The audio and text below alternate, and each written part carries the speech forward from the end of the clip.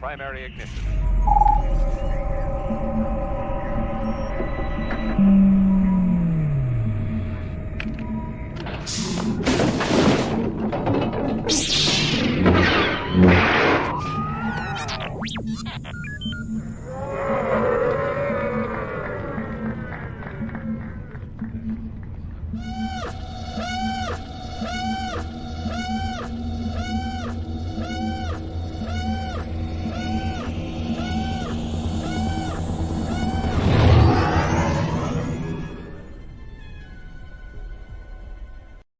Hey, I'm actor Chris Bartlett from The Mandalorian, The Book of Boba Fett, and Obi-Wan Kenobi, and you're watching Virtual Cantina Network.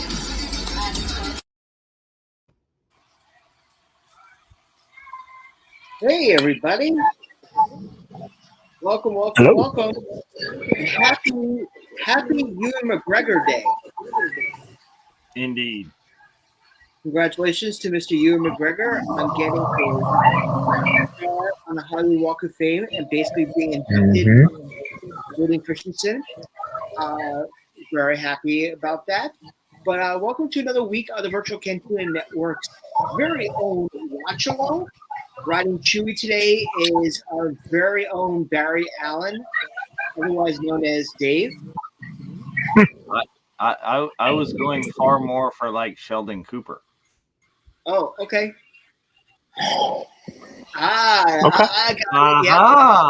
See, you didn't get what I was doing.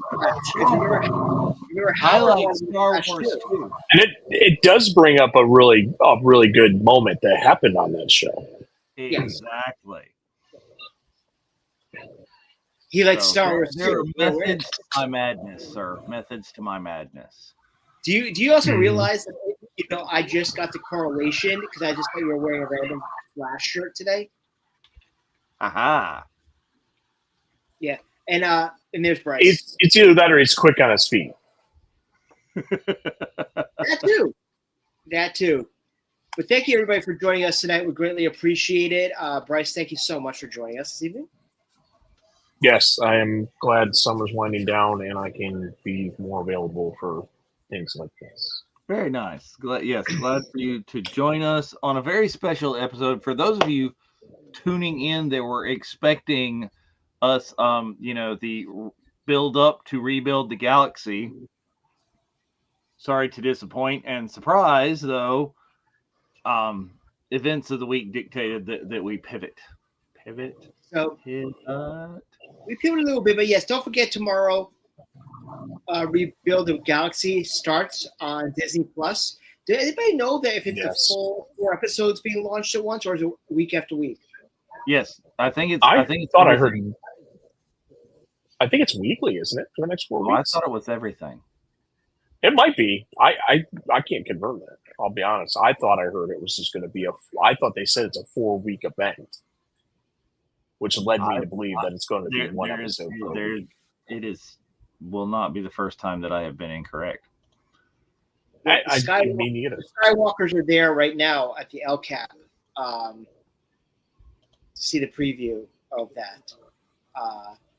So very excited about that. And thanks to Jeff, I got passes to the Boston premiere of Agatha All Along next week. So I'm excited about that. Yeah, that's very cool. I didn't have anything in my area, so. But we got a whole bunch of stuff to talk about. First and foremost, we got a whole slew of meetups happening in the next month. Dave, what do we got? Oh my gracious, there are all the things and going on, like all the things going on at once. So come on out and join us if you're available. Is just announced and new is Jeff's going to be hosting a meetup at LA Comic-Con October 4th through 6th. That will be the exact same weekend and time, but it looks like they're meeting kind of in the south lobby. Right there you go, base of the left staircase. So very specific that he even threw in a map for you. So that's Jeff. He does that. Yes. But that's going to be the same weekend that we are over at Boonta, Nashville at ICCC Con. All the C's, I and all the C's. So yeah, if you have pre-purchased those, the badges are coming. My badge arrived. It's very nice. It's very snazzy. Where'd it go? Uh-oh. Yeah. Mm-hmm. You lost it already. I did not lose it already. It's just down in the packet. Look at that. Badge art for ICCC is always super cool. It kind of looks like it's very cool. almost like a gremlin. From I Gremlins think 2. that's the idea. Wasn't it during the movie that is it Stripe that puts on the 3D glasses? On. Yeah. So I think that's probably the idea. But you never know, because you never know how old the badge artists are at this point, and whether they just kind of happened into something that's a memory from our childhood. So I don't know, but yeah, ICCC is coming. It's going to be that same weekend, the 4th through the 6th, and so much more stuff coming. Is we've got coming up further than that. We've November the 1st, biggest meetup of the year, or it always has been, at Rhode Island Comic Con. We love going out there, and everybody always has a good time at Dave and Buster's, and we have a pretty good history of having some celebs join us there. Some of the con talent. Oh, and I would be remiss, of course, but before that, between ICCC and Rhode Island, will be a meetup at New York Comic Con. Who's hosting that one, Spencer? That's gonna be Liberty. Ah, there we go. Liberty is going to be hosting the New York Comic Con meetup there, and Moynihan Food Hall near the Irish exit there. And then please mark your calendars and get ready, because it will be here before we know it. Not Virtual Cantina 3 Tokyo. He's very nice. He's very nice. I have seen some previews, some sneak previews of the shirts planned for that, and oh yes, we like London. We are going to have a plethora of designs up on our TeePublic store for Japan, but also coming in the next month, I believe we're debuting our 2025 racer for Japan. Oh, nice. Which is pretty awesome. Another Dave O'Neill exclusive. I am not taking credit for that. I have had a hand in some ideas. Joanna has been very, very instrumental in ideas and pitching stuff back and forth for that. She'll throw an idea, I'll refine it, I'll throw an idea, she'll refine it, and then we send it all to Eddie and he does his magic. Yes. But yeah, and coming up to stuff that I will take a large amount of credit for is Clone Wars Revisited shirts. It was promised. It was saying that we got to get some of that on Rebels Revisited on Monday. I've been hard at work, and I'm there. By the time Clone Wars Revisited comes around, we'll have merch for that. Nice. Fantastic. So there's a lot of shows coming up, a lot of time to see your virtual Cantina family before we go to Japan. If you're not going to Japan, come hang out with us. If you're not going to Japan, go to Japan. Yes, as you should be, because the three of us are going, and that's reason enough to go. Plus, also there'll be another celebrity sighting, not only in Nashville but in Japan, and he goes by the name of Ski Pruckle. Oh, always a party when the Ski Pruckle shows up, because Harrison said so. That is exactly the reason why. Yes, who basically got the Ewan McGregor treatment that couldn't get the notice on certain stuff. So it happens, Not a big deal. Dave and I know all about that. But anywho, we're jumping on the tributes this week because one of the voices of our generation, the king of Zamunda, the king of Pride Rock, the author of some great baseball articles, Yes. and the voice, Man. yep, and also the Peace Love Dope, and the voice of the Dark Lord of Sith, Mr. James Earl Jones, passed earlier this week at the age of 93. I think this hit me as much as Carrie hit me. Like we said, he was the voice of our generation.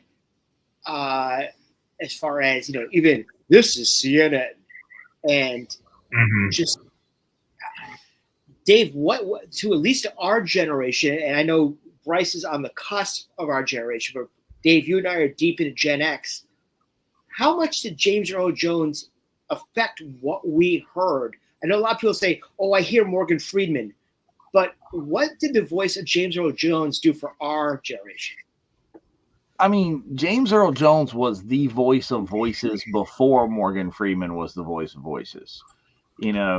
The man has done everything we mentioned and hit some of the high points, but everything he did was just that booming in character, and his acting roles before all of this. I mean, I think he was the guy that dropped the bomb that Slim Pickens rode in, right? He's the bombardier on that plane. He's been all over Broadway. On The Big Bang Theory, he came in and almost and really like parodied himself at that. And James Earl Jones is not, in my opinion, and I think I'm right at this, is he's not a voice that you would really hear. He's a voice that you feel. It like reverberates in you when you're doing it. It's just that just so deep and commanding, but with such emotion. Morgan Freeman, for all the amazingness that Morgan Freeman is very kind of mellow. I think he's done one of the few things that James Earl Jones didn't do, which is being the voice of God. But James Earl Jones, if you have ever heard it, James Earl Jones reads the King James Bible. So, extraordinarily close. But yeah, it's just, and I will argue you this one is I don't think Morgan Freeman or anyone else can.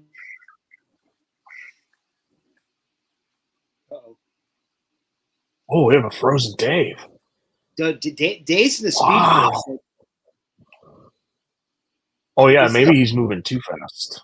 Yes, Oh, David. yep, I was just so close to get. Yeah, you were close. All right, I might have. Who has a more iconic line, a more quotable line than the namesake of our background here tonight? I mean, if there is someone, if you can think of a more quotable line, can you think of anyone who has had a more misquotable line? Well, this was the reason why we chose this movie, because we were looking through his entire catalog, and we chose Empire Strikes Back because of that one line. Mm-hmm. I mean, it was the whole sole purpose why we chose. And obviously, I'm wearing the 40th shirt right now, but and for me, Empire is not only my favorite Star Wars movie of all time, but this is also my favorite movie of all time. It's just that line is not only the most quotable, but also the most misquotable line in movies. because people get it wrong all the time. Absolutely. I mean, and that's some of the things that James himself had such a sense of humor about. Is a lot of memes and stories and stuff of his have been shown this week. I love this one right here. A lot of Star Wars fans come up to me and ask me to say, "Luke, I am your father," and I'll remind them that the quote is actually, "No, I am your father." Then I use the Force to choke them within an inch of their life, and well, they weep and beg for forgiveness. See, this is, as I read that, I'm not doing justice to it because I hear it in his voice, and that, and it is. People do that. I was sitting there in the theaters the first time that I watched the Lion King. First time I watched the Lion King, I went with a really great friend of mine who we're sitting there, and Mufasa is talking to Simba, and it's a very powerful moment.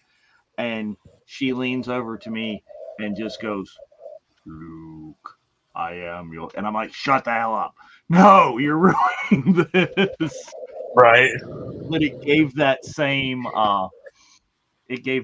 feeling.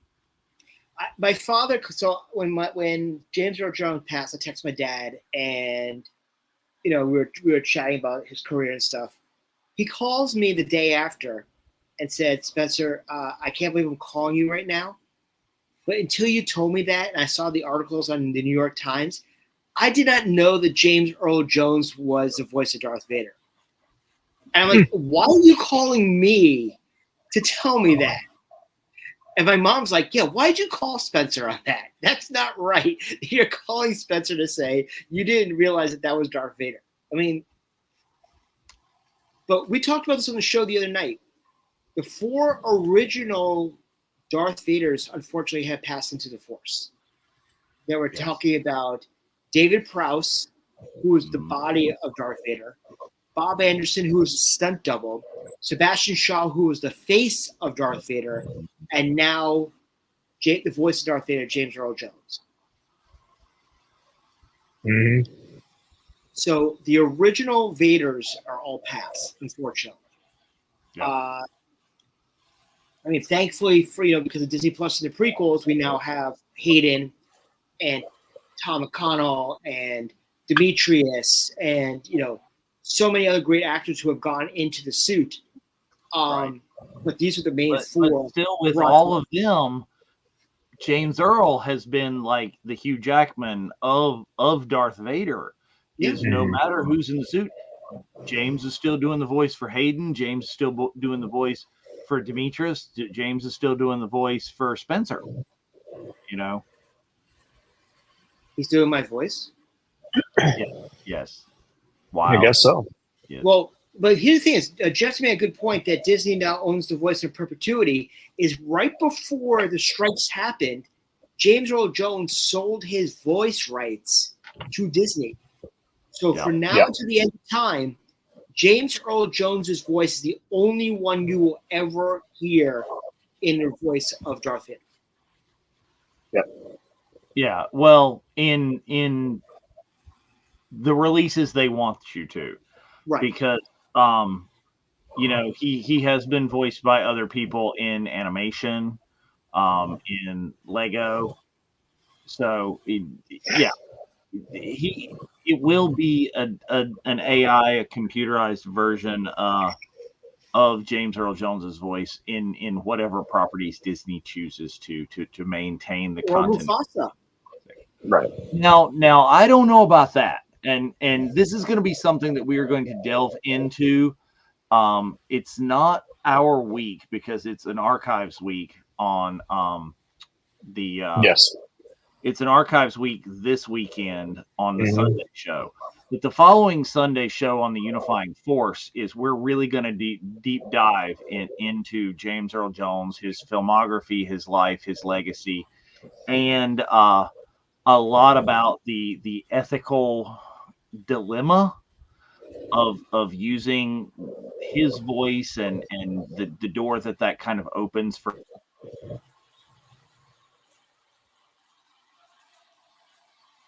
He went too fast again. Yeah, I know. It's that Speed Force. I'm telling you. I mean, Barry, it's perfect though. Like his positioning was perfect though. I know. Well, the first one he was actually like this, which I was like, "Ooh, Yeah. that was Sure. awesome." Sorry, I am freezing more than usual this evening because everyone in my household is streaming 47 things at once while I'm trying to do a show, and they are not using James Earl in the Mufasa movie. Whether they choose to use him in other that's what I think Jeff's saying that. They don't. He has been recast for the Mufasa, the Lion King prequel show.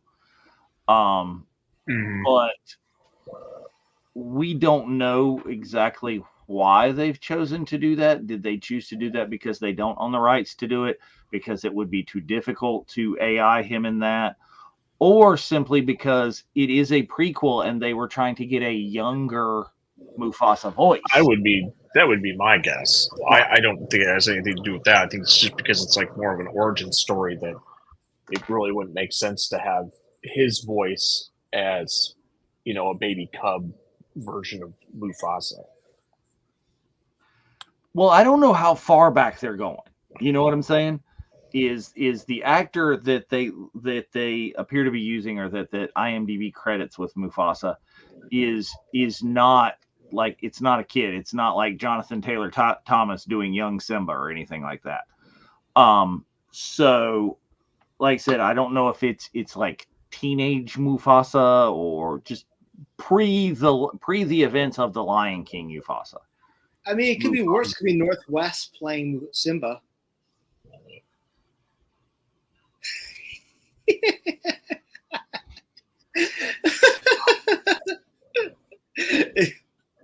Yes. I do have power to remove him, Dave. That's the scary thing.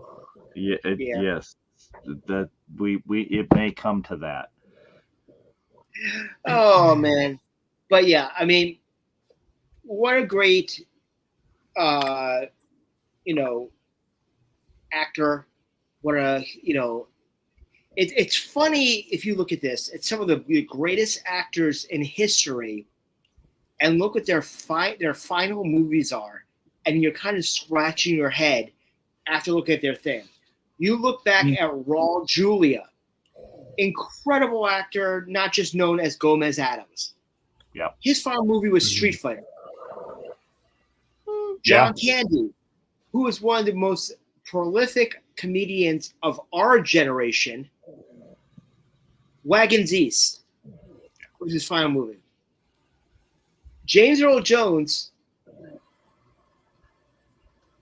Coming to America 2, which I thought was fun, but it was not the first movie, and no need. It's just it's interesting to see. But his character was still had the presence, and it was still, he did to it nearly what he did to the first one when he walks in with the like lion head on his shoulder and it's like, rolling up in the motorcade. Yeah, King Javi Jafar is always going to be in one of those roles. But I think that I could speak for all of us, is that when we do the movies we're thankful for, if we don't do our first one, Field of Dreams, then we have a missed opportunity. I will riot. Yeah, I truly love that. And you don't want Bryce rioting. I've seen it. It's not pretty. No, Field of Dreams is just an amazing movie. An amazing movie. Yeah, everyone in that movie, I think, was really at their best. Mm-hmm. I mean, you have Costner, arguably, it's between that and Dances with Wolves. I agree 100%. And and if it wasn't for my love of baseball, I probably would put Dances with Wolves above Field of Dreams for Kevin Costner. Mm-hmm. But Field of Dreams is on a different level because of what James Earl Jones brings to that. Ray Liotta and that whole cast of characters. One of Ray Liotta's best films, and it's just great. Really, I think one of James Earl Jones's best films as a live action actor, if you exclude stuff like The Great White Hope or whatever that he'd already done on Broadway, is like, yeah, that's great. That was great as a movie. I think he might have been nominated for an Academy Award for that, but I think he'd already won the Tony for that on stage. So that's a little bit of a, but it's like an Go ahead. He won the EGOT, right? I believe so. Yes. Yes. Okay.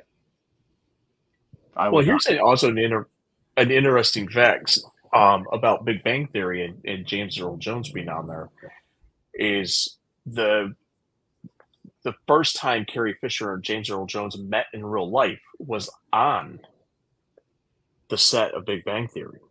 They never met during the filming of the original trilogy because James Earl Jones was never on a studio stage or on a location because he was just in a sound booth, doing lines. So it was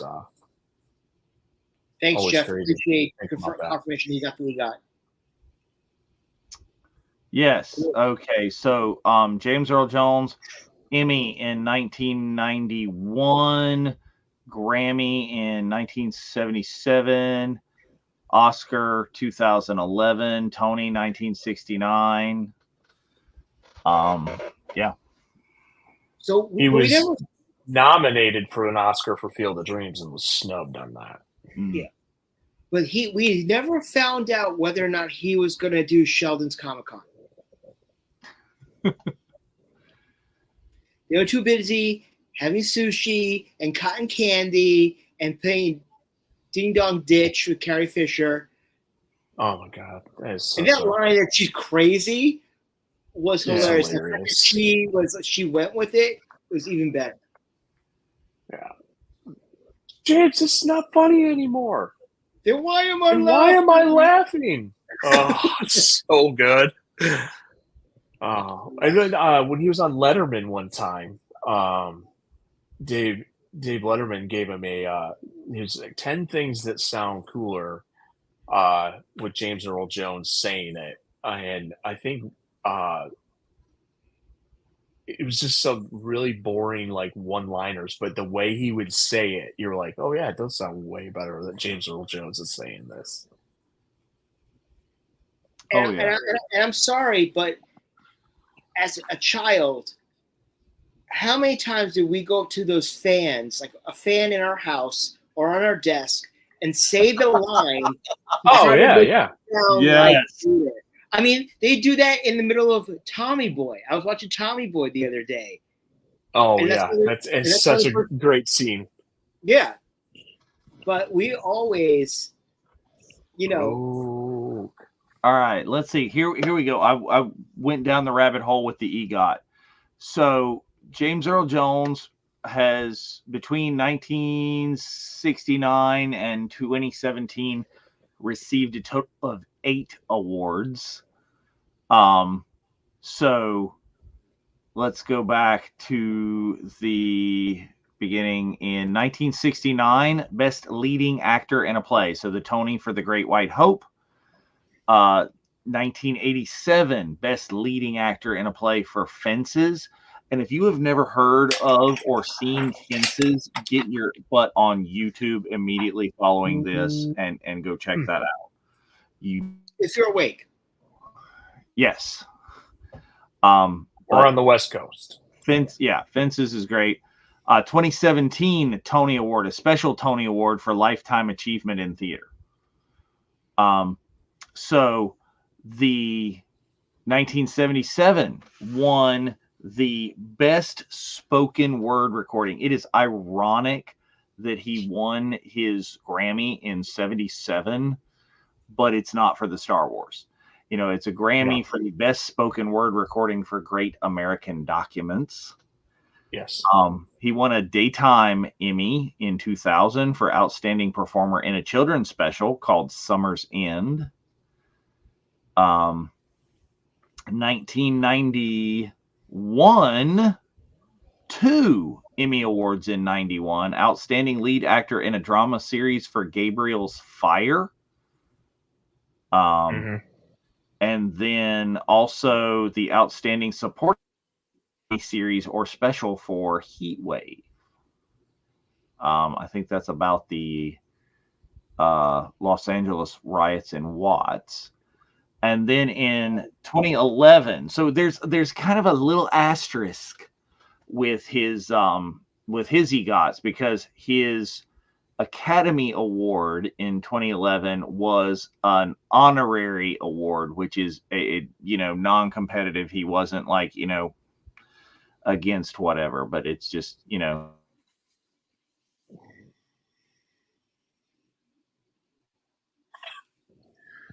this is a little comical. You know something? I love when he still tries to mess with me about my internet. Slow down, Dave. Slow down.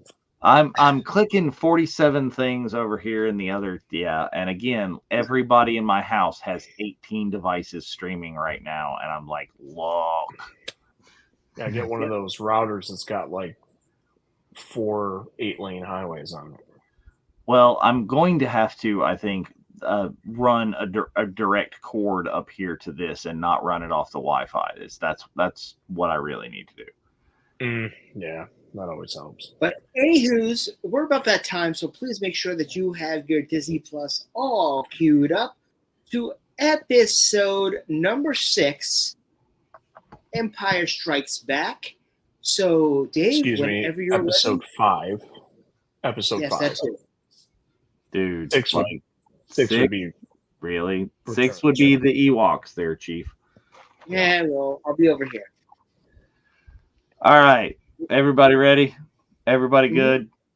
All right. Let's get the countdown rolling. Nice.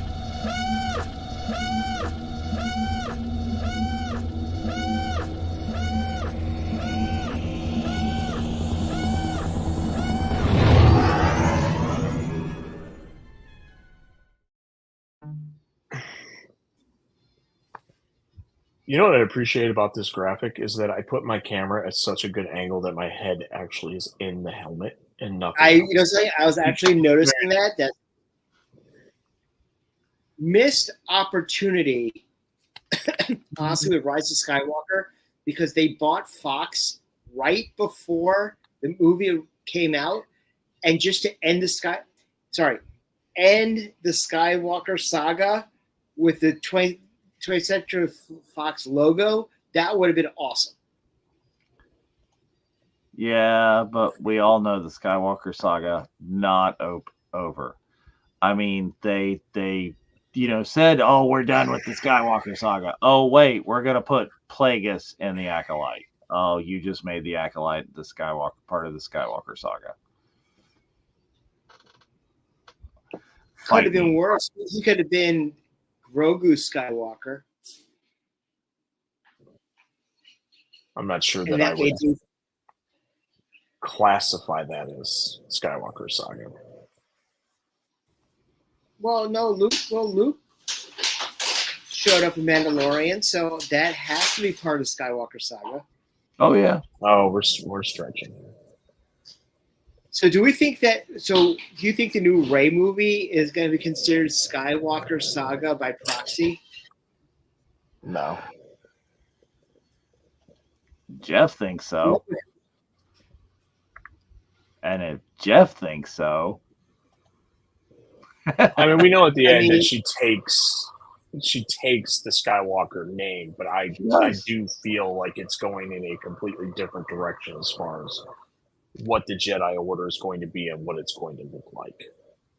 They fooled us before, and they made 7 basically be a remake of 4.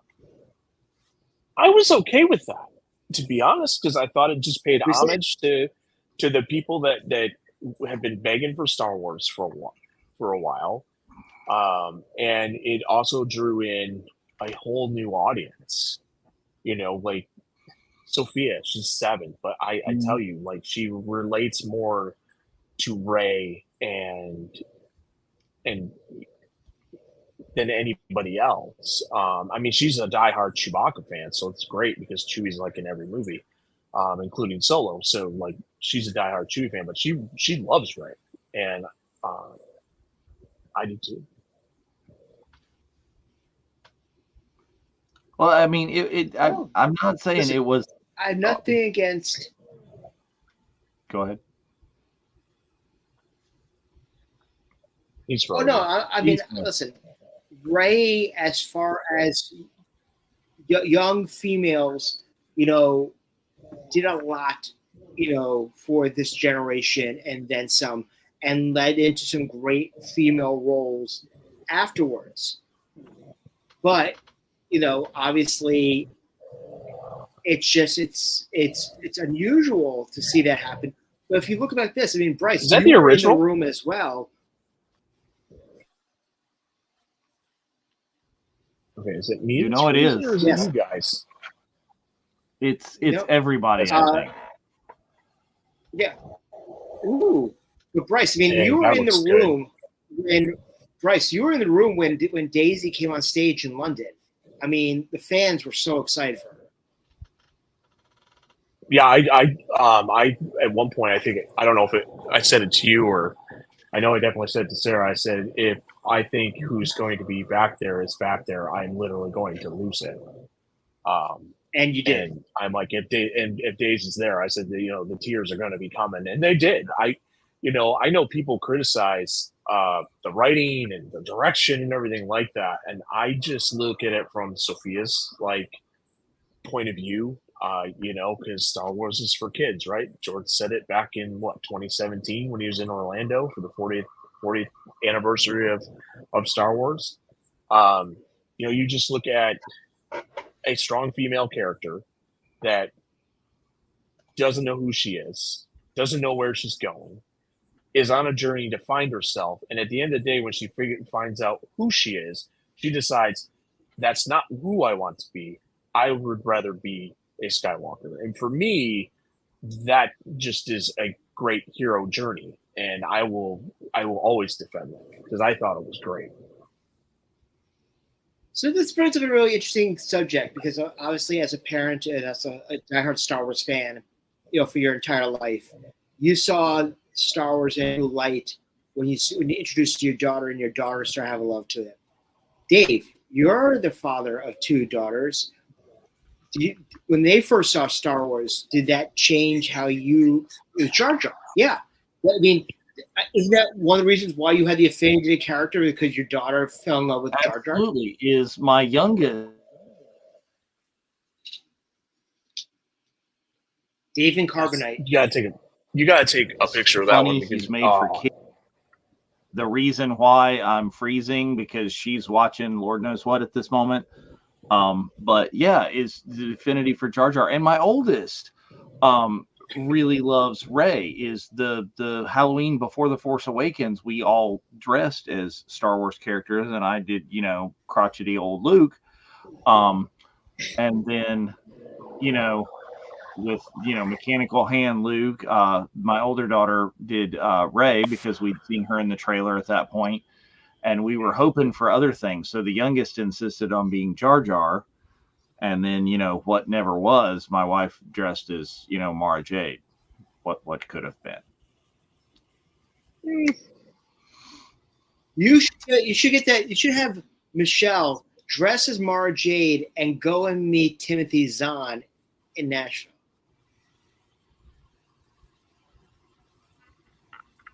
I like it. You see? It'll never happen. I figured you would. Like it. Yeah, I still to this day, I like telling the story of how Sophia got into Star Wars. Is that it was 2017, and obviously The Last Jedi was coming out that December, but Battlefront 2 had just come out in September, and she was born in June. And the great thing is as soon as I sat down and I turned that game on and the actual music hit like it does before the every episode movie, that kid went from rolling like laying on her back to rolling over onto her chest and like staring at the computer. And I remember Sarah going, "Oh no!" I'm like, "Oh yes." And that kid's first stuffed animal was a pork. Just to Well, and now Sophia is Star Wars canon. She's been on stage at Celebration. She is Star Wars canon. she's just as important as Spencer, if not more. Yes, Spencer's been on stage too. So yes, but I was not in the. oh, bye, Spencer. Come back, Spencer. There you go. He gone. It's like, I'll see you in hell. Ooh, heard the beep too. Oh, whoop, yeep. Whoop. Now there he is. And now my helmet's way too big. See, we got you. Yeah.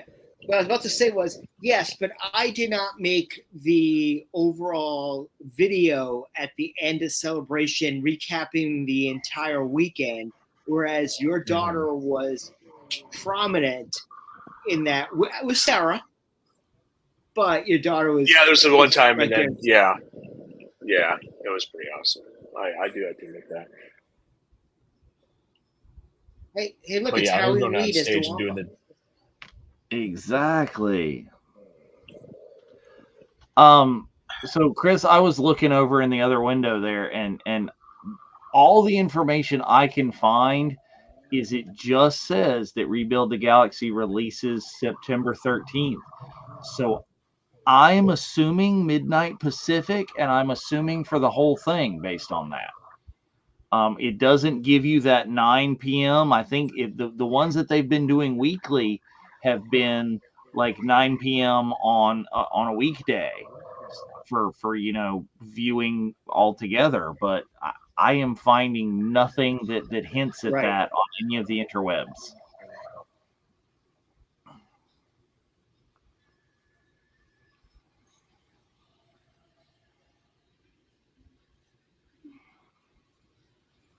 Yeah, look, it's Snow Tatooine. Yeah. Basically, yes. But and the cast list for Rebuilding the Galaxy looks amazing. I mean, they've got so much of the original voice cast going on here. You have Ahmed Best as Jar Jar, as Darth Jar Jar even. Ooh. Anthony Daniels as 3PO, Billy D as Lando, Bobby Moynihan as Jedi Bob. Talk about finding like a niche little character and just. Isn't Mark in it? What's that? Isn't Mark in it? Isn't Mark in it? Hold on, I'm getting down the list. Oh yeah, he's in it. It's Kelly Marie Tran as Rose. She was in the last Lego one that we watched, the Summer Vacation. Mark Hamill as Luke Skywalker in this one.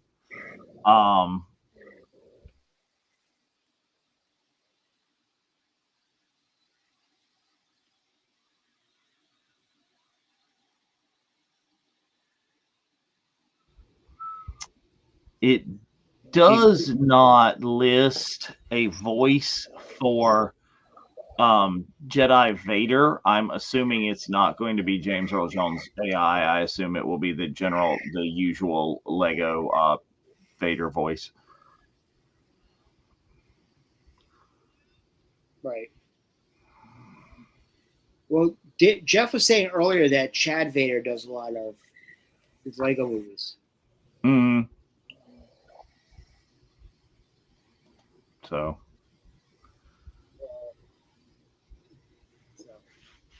So this is some of the things that here's a deal that you can get at ICCC. No, wait, I'll hold that because we're not quite at that point yet. So hold on. It just occurred to me from what we're doing.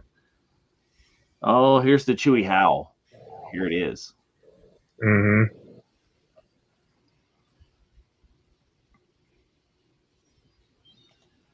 Yeah, same thing, Chris. Is I've been sitting here scrolling and scanning in the other window, and it's like it is not specified. So therefore, I would assume Friday release.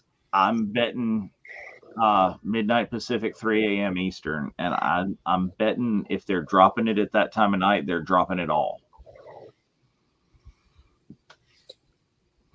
Yeah, I thought somewhere it said it was a 4-week event, but I could be wrong. Well, we'll be watching next week if we. Yeah, it has said I think they're 4 22-minute episodes, something in that neighborhood. Oh, here we go. Hallucinating. Well, that will be our watch along next week. So. Yes. Yeah, I mean IMDb, and maybe they're just doing it because, but IMDb only lists one episode for tomorrow. Okay. Well, if it's gonna release in weeks, that's Yeah.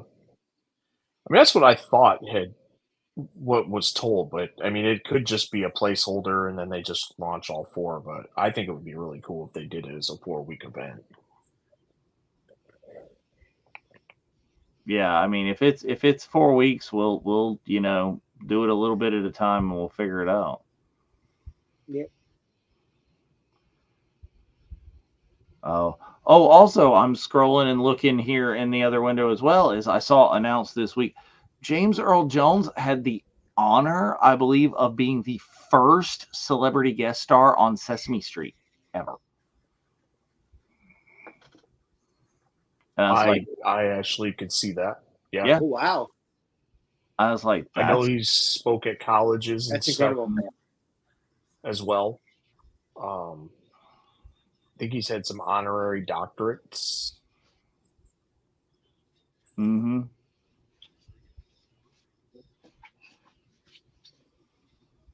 Says, let's see, in 1969, he recited the alphabet for the second episode of Sesame Street ever. Yeah, Jeff had just posted that and saying he was in the second episode. Yeah.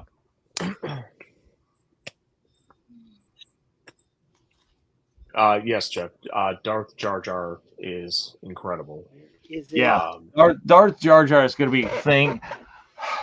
I'm not overly certain. I mean, yeah, we got the trailer and we've seen the things. I kind of wish they had like smacked us over the head with that, and that would have been the hidden secret and not spoilered with the trailer and spoilered with the Lego set. Yeah, I know. I've got both Lego sets. I got the Jedi Bob Starfighter and the Dark Vulcan.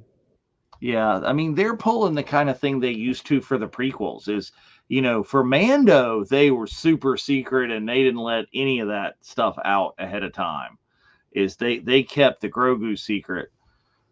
Okay, and let me just tell you how you're talking about how Star Wars affects different generations in different ways.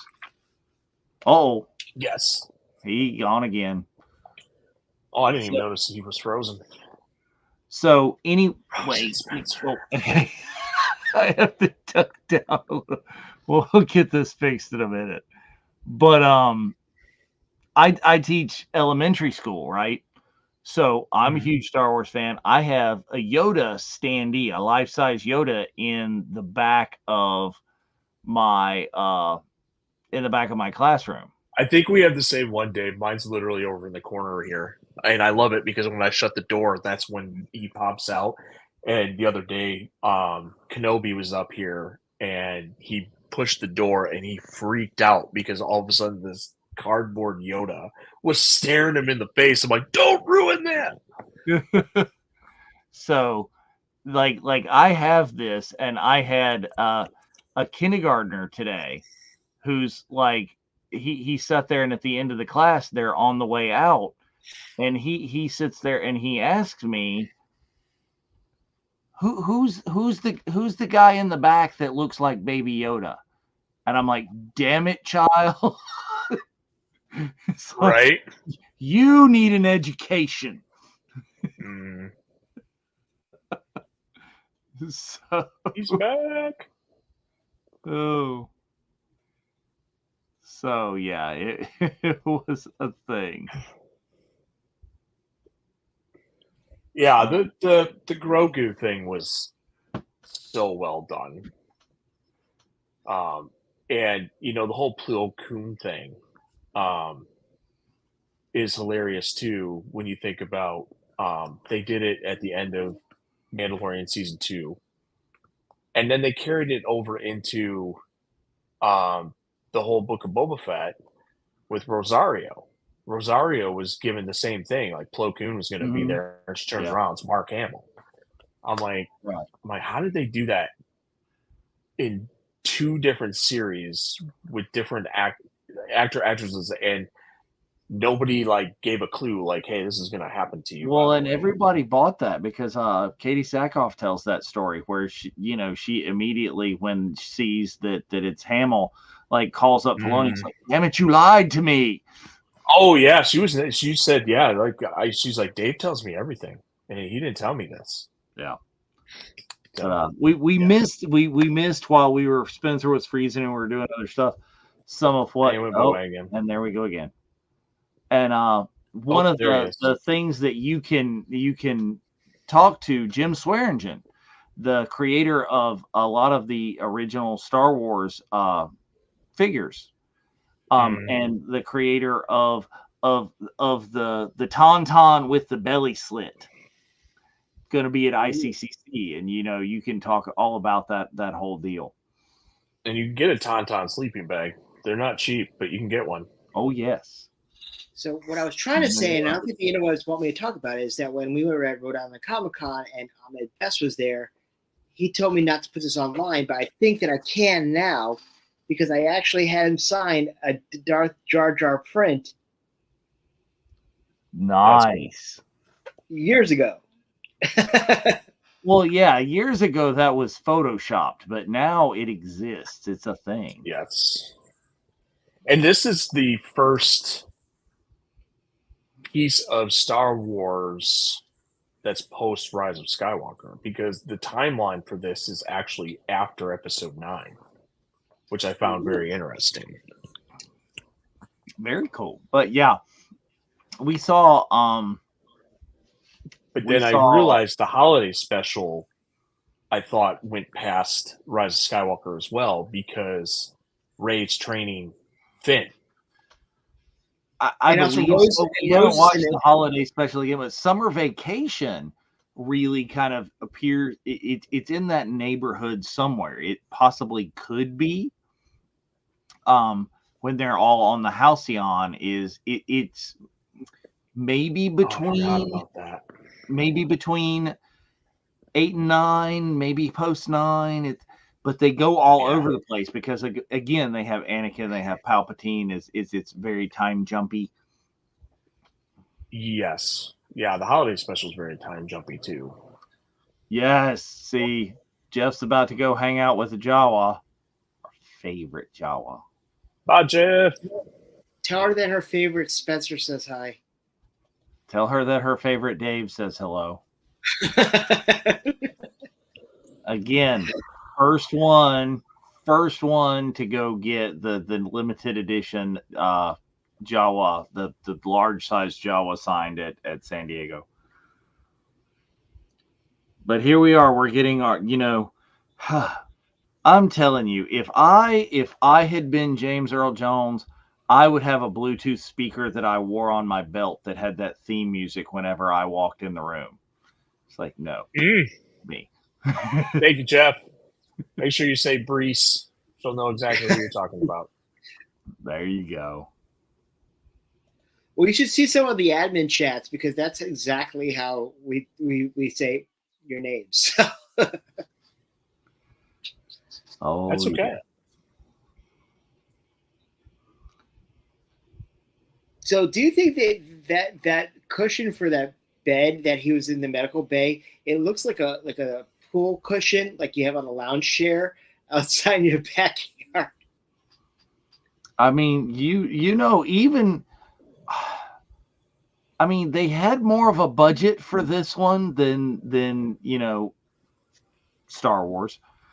But still, they weren't just like throwing the money around at this point. It wasn't just all crazy. So yeah, so many things are completely repurposed. I mean, you can read the made in China on the end of the lightsaber. Right. And they just took a Purina dog chow logo and put it on like their shirts. Mm-hmm. And well, this of course is the freaking special edition. As I'm sitting here watching all the ships, and I'm like, Yeah. the models were better. Damn it. Yeah. So, what do we think that Vader was actually doing in there? My vote is that he's playing the N64 pod racing game. Yeah, I've never gotten into the memes of the crazy what Vader does in the egg thing. Is I've just always took it. My headcanon is like sensory deprivation or something, kind of like in G.I. Joe, Larry Hama would always show like Snake Eyes would go in the sensory deprivation tank all the time to be able to remove his suit and his helmet and in peace and quiet and whatever. I mean, he's very much Mandalorian. Mm-hmm. He walks the way. He can't take his helmet off in front of people. Oh, that's very deep. That's deep. Is Darth Vader a Mandalorian by proxy? Well, remember when Jar Jar took his helmet off in Robot Chicken? Oh, so He a freaked Mandalorian out. no more. Yes.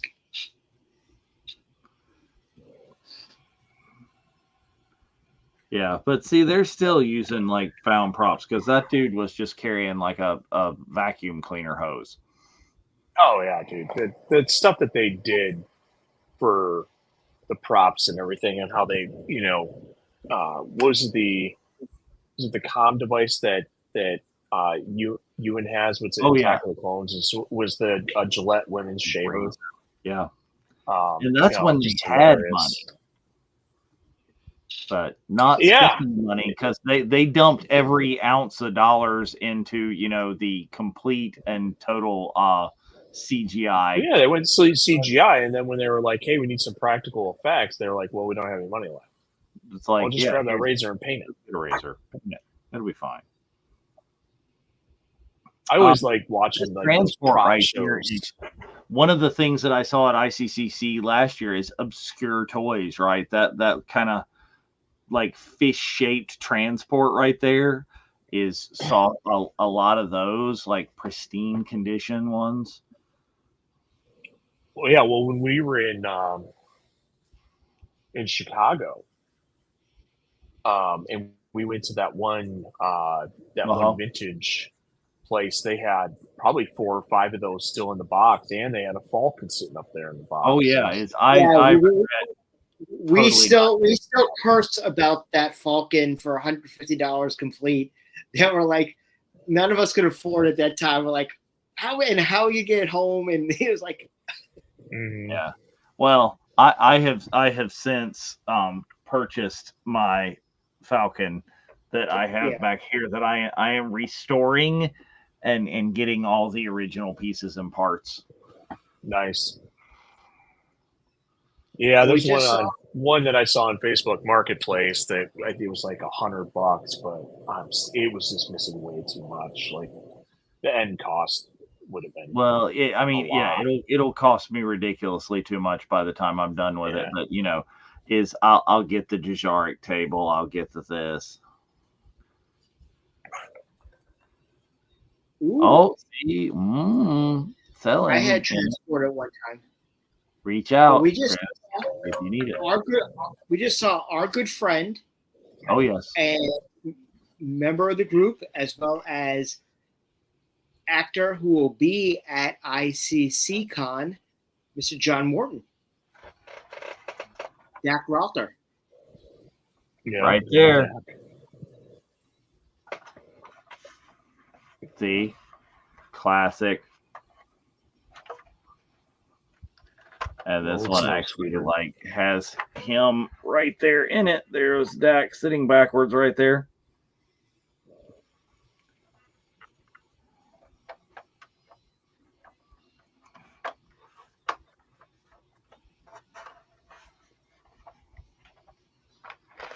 Woo. That would be the toy I want. It's like a walker. I don't have one. I need that. I want Yeah, the walker that we had in and an when we were ATS. kids. I remember having it like walk across my living room when I first got it for my birthday present when I was like 8 or 9 years old, and you had to put a No, couple of D cell batteries Yeah. in that. That I had the ATS too. And it had the little button behind it, and you'd push the button, and it would do the walking thing for you. So I love that one.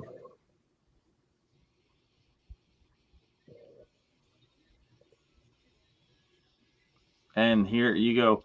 Like James Earl Jones stuff is iconic in this movie. This movie in general is iconic. Is this right here? This scene has made it into the MCU. You know, Right. when Spider-Man talks about, hey, have you ever seen that really old movie? You bastard. Captain America: Civil War. Well, here you go. And then It's like you got Dennis Lawson, who is, or as he's called, Uncle Den to Ewan McGregor. Happy Ewan McGregor Day. He'll be there with us in Nashville. Who, Ewan or Dennis? Dennis. Don't spread that rumor. We didn't do that. I just had to clarify because that was very open ended. Yes, Dennis. Happy Ewan I meant to do that.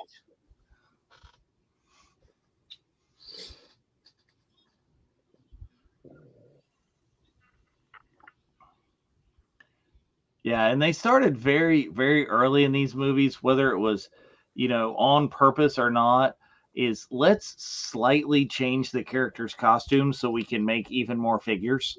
Because you, of course, have we've got Hoth Han here. You've got the Parka Han that you have to have for the Tauntaun. You've got Brown Pants Han.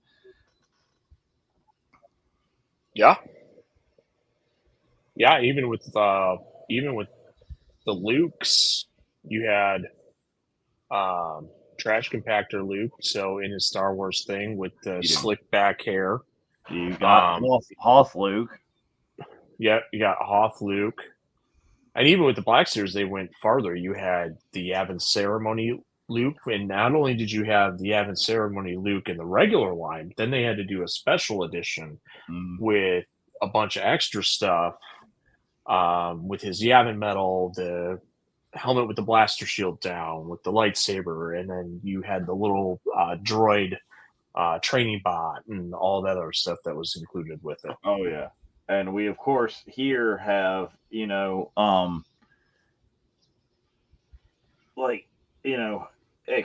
like Pilot Luke,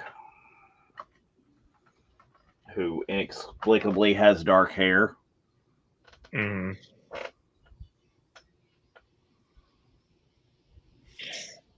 This would be the well-loved one. This is like one of my originals. I've had that one for. Well, let's not forget about Bespin Leia with the plastic cape. Oh yeah. Get back in the X-Wing. Whoa.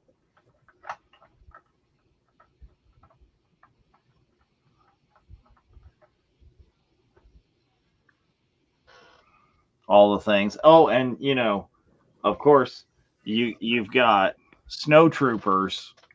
It's like another version of troopers. Yeah, snow troopers. I had the Hoth Rebel troopers.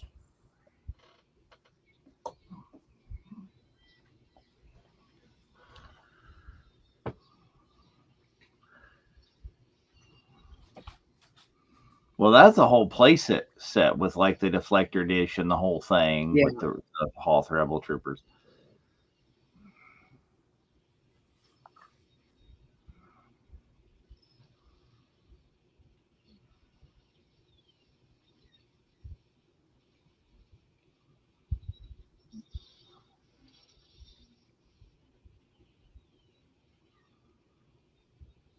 I will say that the 4K upscaling on the original trilogy is really good. It is very crispy, like when you get that. I mean, Yeah, again, they get a little bit over the top when just the entire head of the AT-AT just, yeah. Well, just like this screen right here, where you're basically, on Veers a little bit more.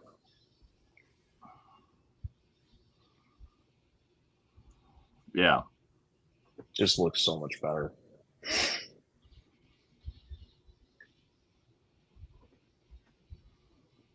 The phone on, so.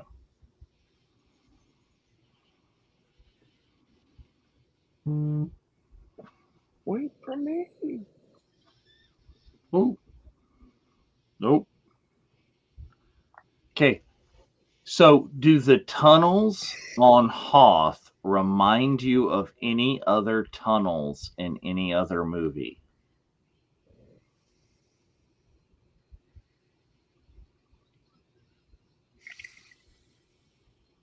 I was just thinking of how they dig all that out and then put all the piping and stuff too.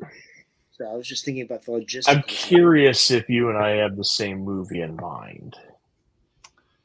It's like, this took us 16 months in spacesuits to tunnel all this out.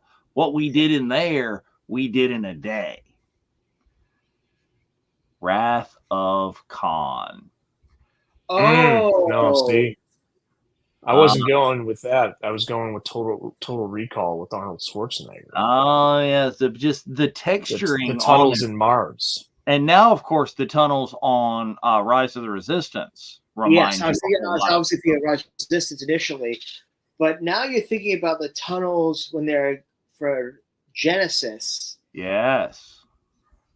Mm-hmm.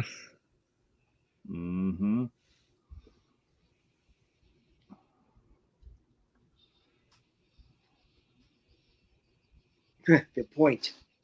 See, here's the thing that I get watching this movie now is when we were all discussing this, we're talking about, oh, what can we watch? We're going to watch Empire, is because we talked about, well, should we watch A New Hope? Should we watch Empire? Should we watch Jedi?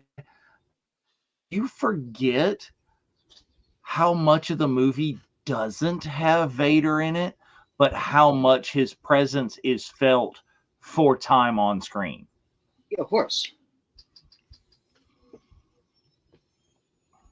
Because that was my argument against A New Hope, is because as soon as I heard the announcement, I went home and I fell into the chair and I turned on A New Hope. Right, me too. And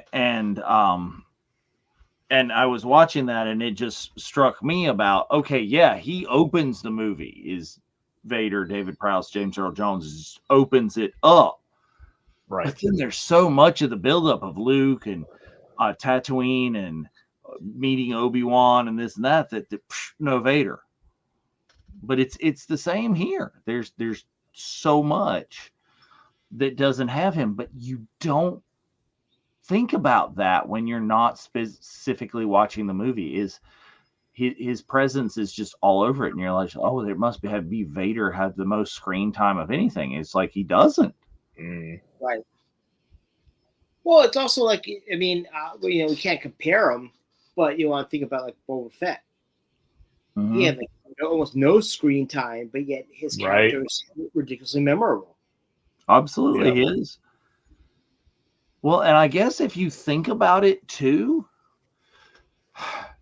a lot of James Earl Jones movies, he kind of does steal the show.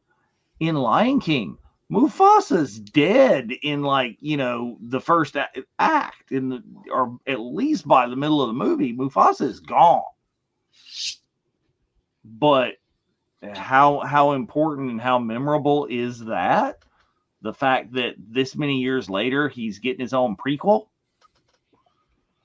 Well, and he became one with the Force in the Lion King, because he did come back as Force Ghost Mufasa. Well, if you pay close attention, there's a little bit of that in the advertisement for tonight's show. The stars here are the stars from which the great kings of the past look down on you. So that's a Lion King background from this. Mm-hmm. I thought they were just fireflies that got stuck in that big blue black thing. Big blue black. It was Spencer was the White Six. Okay. There you go. But no, you guys were saying you guys turned on A New Hope. It was Field of Dreams for me. Yeah. So that got a watch this week. As well it should. I think there's a number of. I went ahead and after A New Hope, I went and just searched on my Fire Stick, searched James Earl Jones, and a lot of other movies that I hadn't seen came up. And at the time, it was late enough that I didn't want to start something new that I hadn't seen because I really wanted to pay attention to it. But a lot of those, like, I need to watch this. But okay, so let me ask this question. Remove Mufasa. We've talked a lot about that. Remove Darth Vader. Who's your favorite James Earl Jones character? I mean, I know where Bryce is going to go.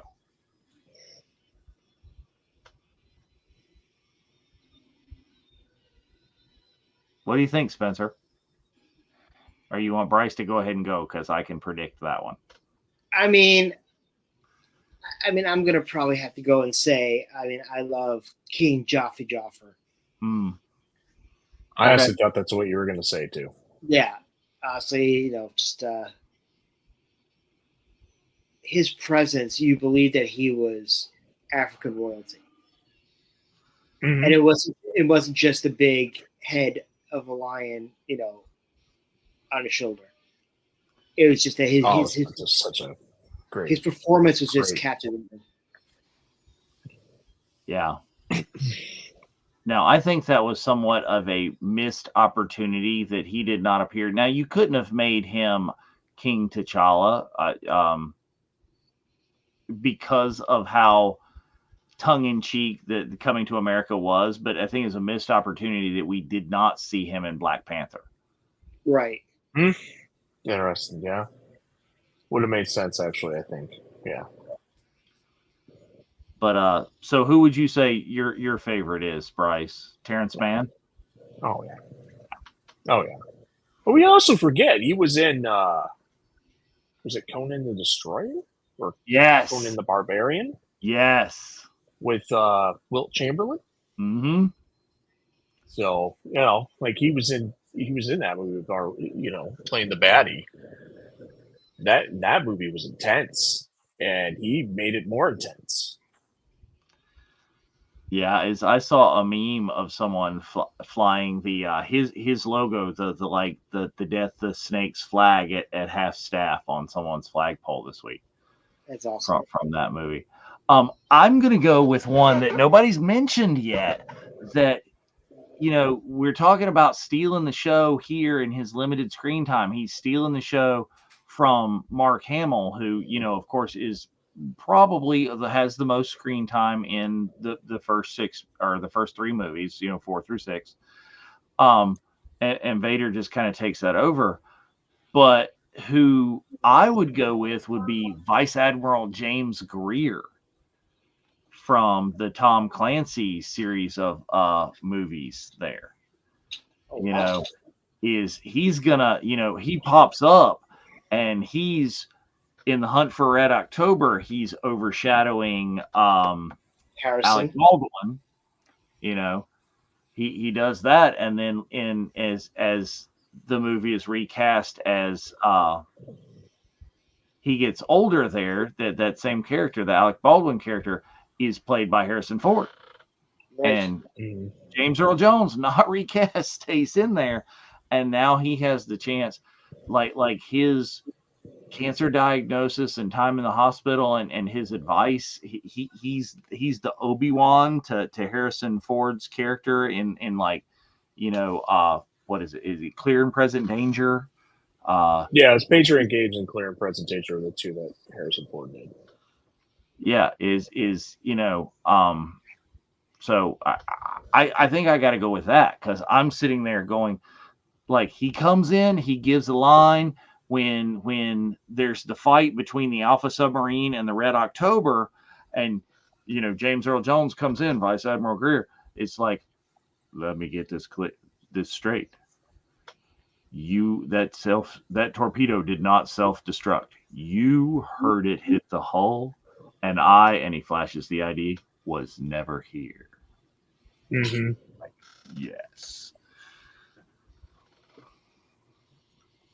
Yeah, it was so weird to them going back to the Jack Ryan character with Ben Affleck and Morgan Freeman. Oh, look at there. Yeah. Tulsa Doom, Conan the Barbarian, and then Alex Haley and Roots. Okay. I think he was playing was it a Jack Dempsey style character in The Great White Hope? He's played real life people. I believe he played Malcolm X in a movie that I can't think of the name of at this moment. Let's go ahead, and this is a good time to throw this up while they're sitting there. Is take a look at this. These are those characters and all the things he's done, and so much. He at one point did play Maggie Simpson. Maggie's been played by a couple of different people, even though she only says a very few words. But yeah, right. In Treehouse of Terror 5, maybe James Earl Jones as Maggie Simpson. Okay. That's incredible. So yeah, I mean, yeah, Sherry says Malcolm X in The Greatest. Sandlot. Oh, here he is. And he comes out of his little egg for just like, one line, and it's just, I heard it come up in my earpiece, and I was like, ooh, now we got to look at the movie.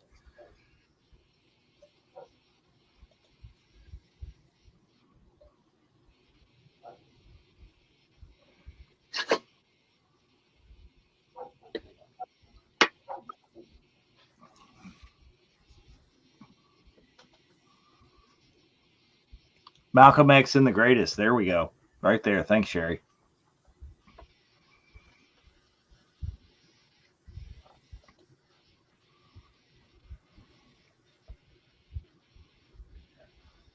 I want to plug also right now, if you have an opportunity to watch it, the Bunta hot seats have been absolutely fantastic. Oh, yeah. There's been videos from right now, the Bunta Eve at the Heroes of the Cloneverse had some great ones. The Misty one was really great, as well as all of them were great. We've got a really good one next week, so you guys will be very happy about that for episode 6. So take a look at it on YouTube, on the VCN. Some great episodes. Katie O'Brien was great. Galen Howard. Oh, and let me plug this right now. Is I know y'all are sitting there and going, there is so much content on the VCN. Is where do I start and what do I do? Let me throw a shout out to Scooby, who does all of our shorts. Okay, Scooby pours through these entire shows and he finds like the coolest little snippets. Right. And he does that even for the short videos for the hot seats. And so you can go get that snippet of the hot seat. Go look at those VCN shorts. There will be one up tomorrow for this show. In all of our ramblings, he will find the most coherent thoughts that we have and put it out there. So check out the shorts. And it's hard to come up with coherent thoughts. And so we just know how much time it takes to try to find something that's positive Right. Because we're negative Nancy's here, so. Oh, Well, yeah. today it's been round robin of who's frozen. Yeah. Oh, it has been. It's getting better now, at least at my house, because others are going to bed and are not streaming 14 things. Right. But yeah, I want to give it. about this earlier. This is one of the places that James Earl Jones started on screen and in television as the guy who dropped the bomb that Slim Pickens rides in Doctor Strange. And the person who put that out, I want to give a shout to him. That is Oliver Matsiba, who is our videographer for the Heroes of the Filoniverse. Oh, Nice. check it out. The Hyperspace Heroes podcast is in. Hey, What is Aaron. going on? How are you doing? Yeah, we're just talking about everybody who's just joining us or just in here is like, aside from the main ones, aside from Mufasa, aside from Darth Vader, is like who's your favorite kind of niche James Earl Jones character that he's ever played? And there's tons of great ones. As I'm talking about, Vice Admiral Greer is we've got, Bryce is with Terrence Mann. We're talking about in the chats here from Thulsa Doom and Conan the Barbarian, and Spencer's got King in King Joffrey in Coming to America and Coming to America. Yeah, Terrence Mann, Troy. It's just such an iconic.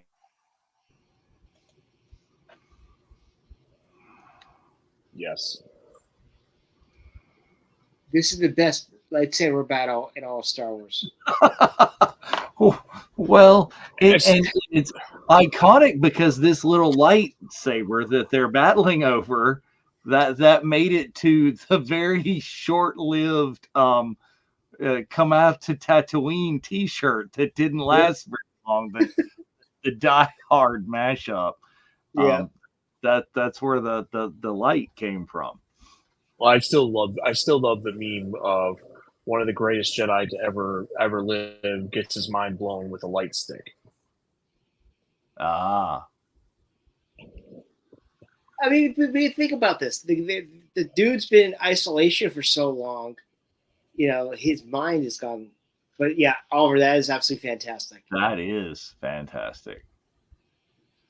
But well, yeah, Oliver did some great work for us in Los Angeles, so I want to thank him again. He caught some really and edited our nice 30-minute video for us about the deal. So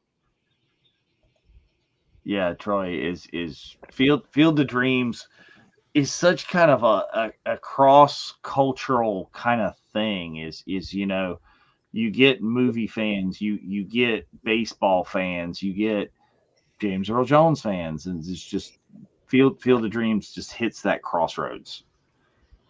So what's very interesting about that movie in particular, and it hits home for a lot of people, is when a lot of people have become estranged with a family member or anything of that nature, and never having the opportunity to make amends.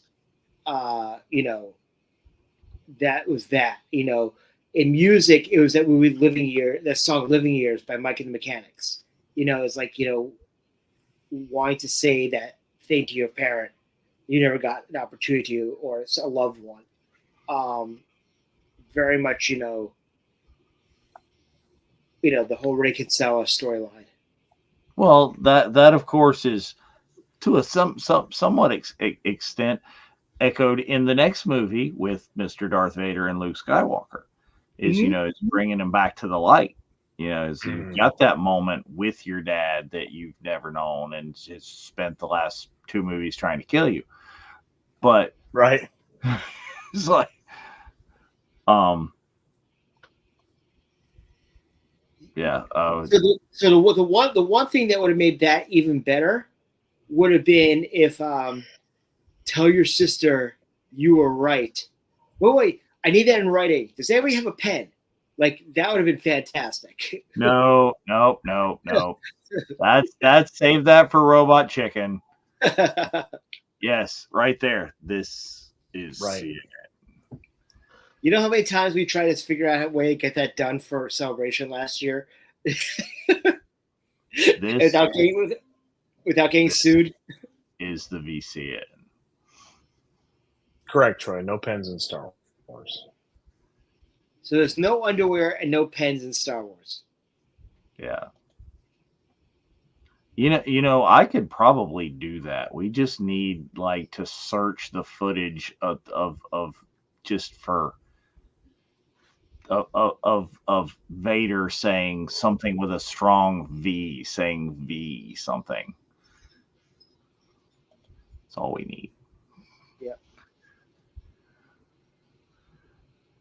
What is thy bidding, my master? Wasn't a ship called the Excelsior?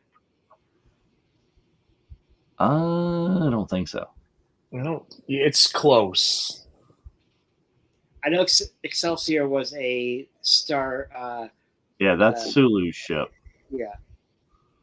I think it's the Execute something. Bulk. Okay. I love how they're talking about his other identity in like the third person. Yeah, the Executor. Yeah. Okay. There you go. So let's talk about this. Clive Revel or Ian McDermott? Oh, I think it's clearly the monkey. Okay. That's a Clearly the monkey. Great reference there. But seriously, like we grew up with Clive Revel and the monkey.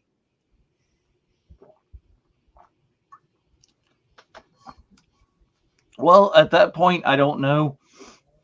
Like George was doing this on the seat of his pants, man. I don't know that the whole backstory with Sidious as a human being and all Palpatine and that sort of thing had been thought up yet. Right. You know, you're like looking, is he an alien? Is he something more like Plagueis? You know, was that what the Emperor was designed to kind of be? Right.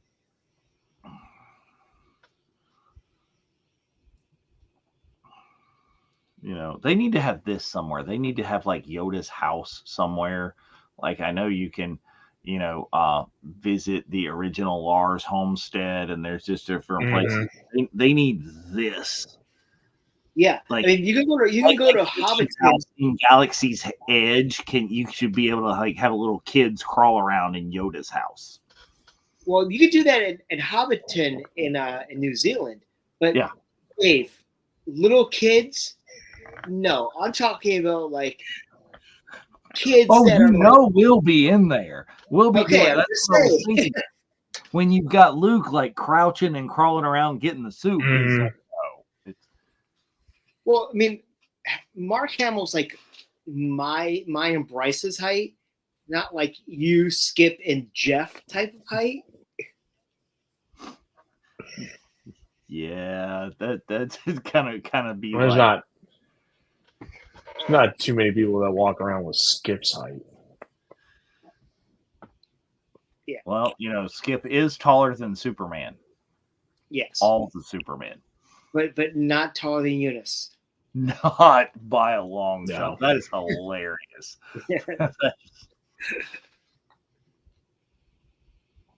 And I'm telling you right here, we're in a scene here where I know we're here to pay tribute to James Earl Jones, but let me just talk about like Frank Oz here and how the puppet Yoda is the best Yoda. Agreed. So I have up in my one of my favorite toys as a kid. I was able to get it. The 83 plastic puppet I found on eBay. Hey, you talking about the hand puppet? Oh yeah. Yeah. I had to get this guy, and I've got a repro cloak and some snakes somewhere that I need to find and put on him. Come on, kids, let's jump in the Gina ball pit. Bazinga. I was just thinking that too. Spence, with your hand puppet, it's the one with the hair, right? You got the one with It's that with hair up hair. at white, yeah. Okay, Yeah. so fun fact. I think I have the same one. But I still have mine in a box. Fun fact. Okay, this is James Earl Jones adjacent, right? And follow me down the rabbit hole. This is going to go a long way. We're talking about Bazinga, right? And jumping up and Sheldon in the ball pit. Okay. Well, Kevin Costner, Field of Dreams, right? Right. Has anybody ever seen the other, not the other, but another famous Kevin Costner movie? Local to me. You guys know where I am. Do you know what I'm talking about? Yeah, I know exactly what you're talking about. Okay. So, Bull Durham, right? Durham Bulls, quite possibly by that movie, made Dago Ball Pit. Oh, I think we were to dig a ball pits when we were kids at McDonald's because you never knew what was in there. Well, we're going there. Okay, Field of Dreams, boom, to Bull Durham, Kevin Costner and both. Well, Bull Durham was filmed right down the road from here. Right. Mm-hmm. My summer job in high school was working in group sales for the Durham Bulls. Oh, wow. Where I was in charge of Woolly Bulls playground and ball pit. Nice. Yes. And this was an outdoor ball pit. Ooh, even better. Yeah.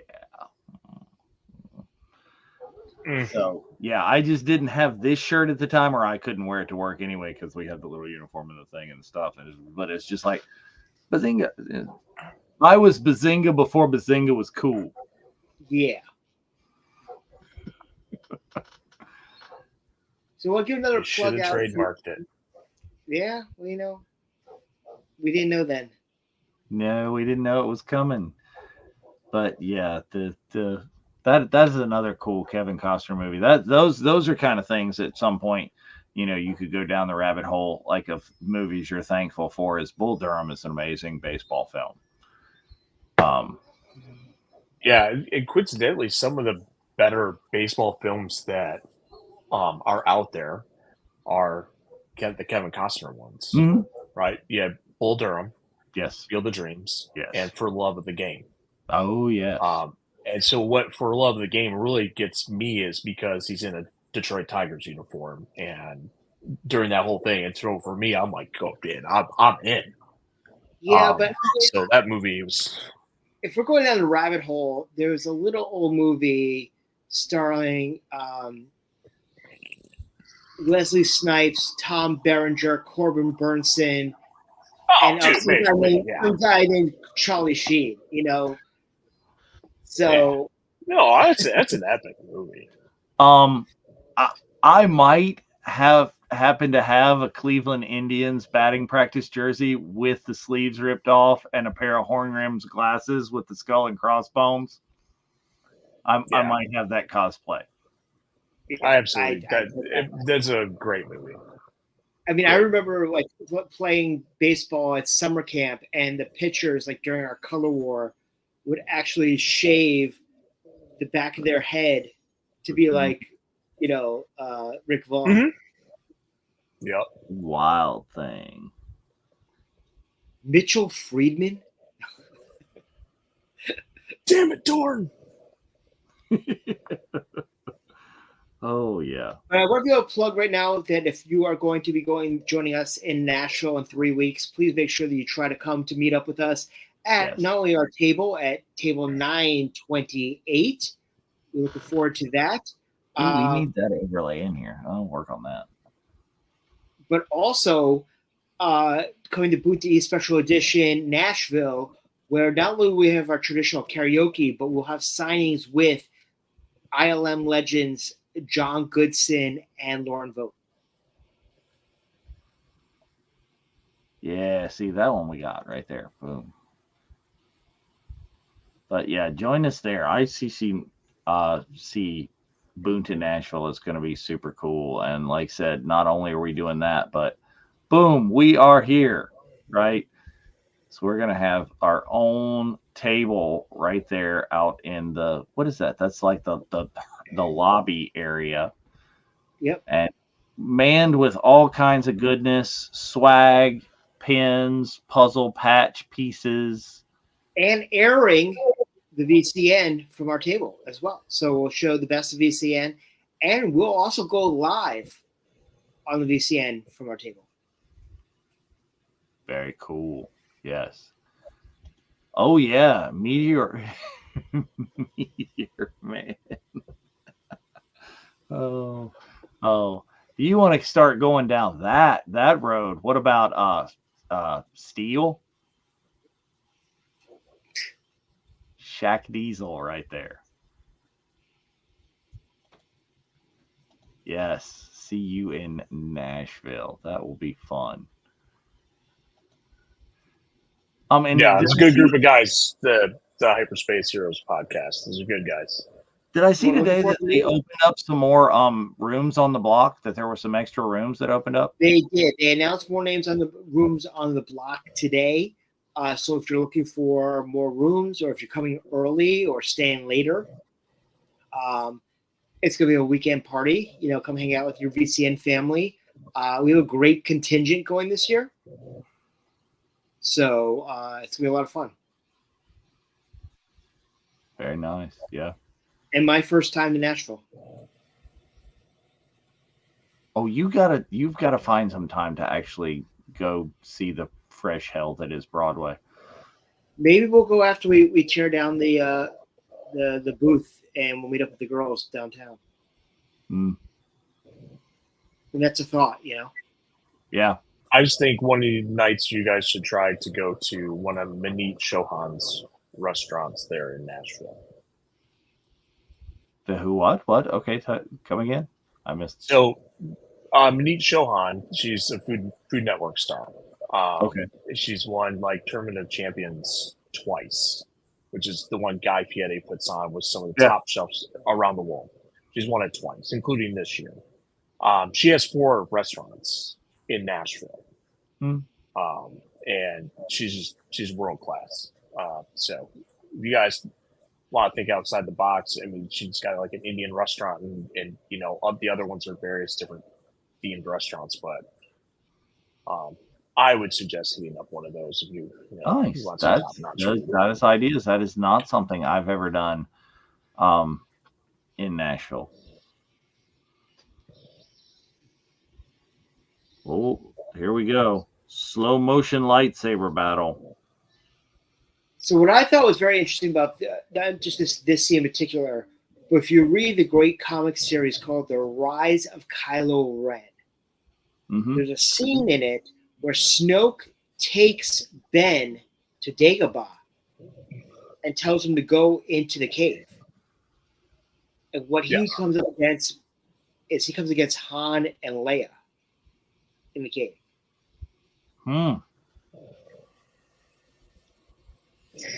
So, well, of course, there's nothing in there that you don't take with you.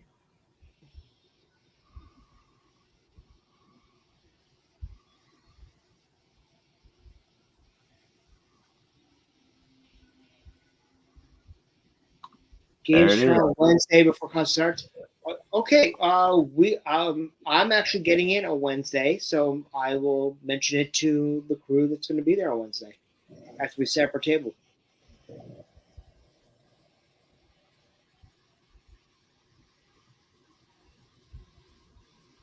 Need more Forlom and Zuckus. No disintegrations. I'm excited that you're going to have 4 Lom and 1 Jack in the same room together in Nashville. I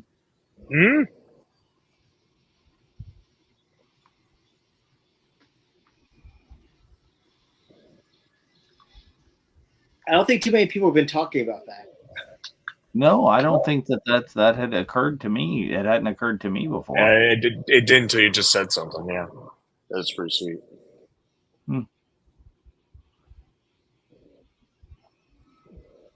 Another icon. Well, really, you're going to have 4 Lom, 1 Jack, and 0 in the same room. Well, yes. Yes. It just happens to be one person does 2 of them. Right.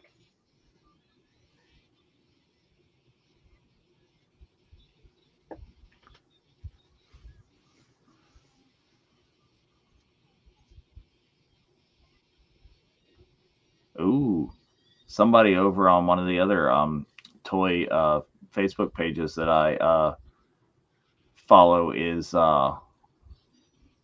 selling a Palatoy 45 back Forlom. Ooh. Hmm? I do have Forlom Chris Parsons on a Funko. And that's the one thing I'm really enjoying when Mike Havens was talked about is that everybody he brings in is toy based that will have a figure to get signed. Yeah. Yeah, figure, helmet, thing. It's all about that. And if you don't already own it, you can probably find it on the floor there. Right. That's true too. Yeah. So like what you did at the JoeCon, it's like you had nothing and you scoured the floor and you had everything you need to get signed. Oh, absolutely. Yeah. Is the I was at a very little con in Fayetteville, North Carolina, which, by the way, they're getting ready to have their final con. Is the guy that puts that con on is moving on. He's not doing it anymore, and it looks like maybe nobody will pick up that franchise. But the final Fayetteville con is coming up, but the last time there is Sergeant Slaughter was there, Larry Hama was there, Ron Rudat. But yeah, you just come out on the floor, and I was like, I got this, and no, go down over here, look in a comic book box, and you've got the the issue that features Dusty, which of course is named for Ron Rudat, and then one of the few vehicles that Ron designed is the Fang, the helicopter. So that I found one of those in the box on the floor and just sent that right along. I didn't realize this, which I found out today, that Ron lives like half an hour away from me. From me? That's cool. From me. Oh yeah. Yeah, his we talk about all the time is he's closer there. His son lives like 10 minutes down the road from me, so he visits here fairly frequently. That's great. So yes, if there is a line that can rival in this movie James Earl Jones's line, it is definitely the do or do not. There is no try. Are you sure it's not this is why you fail? No. How size matters not.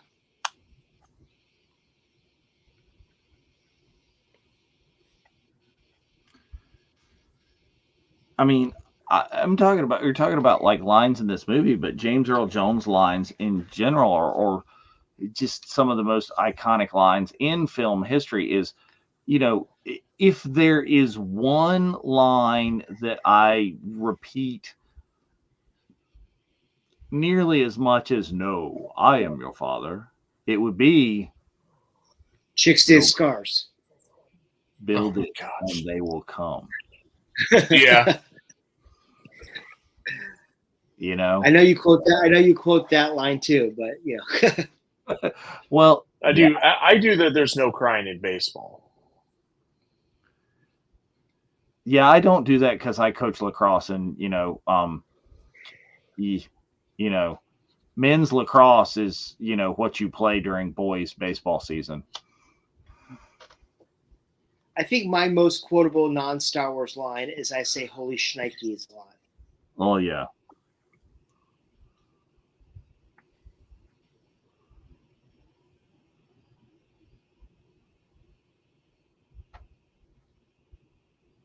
So I have to say that my favorite part of Rise of Skywalker is the fact that they reintroduced this musical theme to when Luke raised the X-wing Oh, on October. yeah. Yep. It's amazing how many times that ship has been underwater and still flies.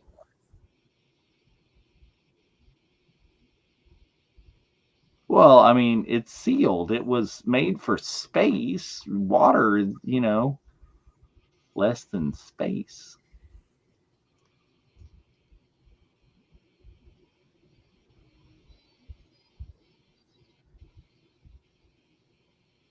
Once again, it goes to the magic of John Williams and his scoring. Yeah. Yeah. I mean, after the loss of James this week, somebody needs to put a bubble around that man. Yes, That's been absolutely. said a lot. Yeah. Get that man a bubble. I mean, I remember when I left Anaheim and I was, obviously watching before I left for Italy, the recaps on, YouTube. I absolutely, the first thing I said to Dave was, "So, did you cry?" He's like, "No." There you go. Throw in a bag with some rice and bam, dried out X-wing. That's a big bag of rice. That's just Hi, like, Captain Nita. As you helped yourself off the ground after being dead.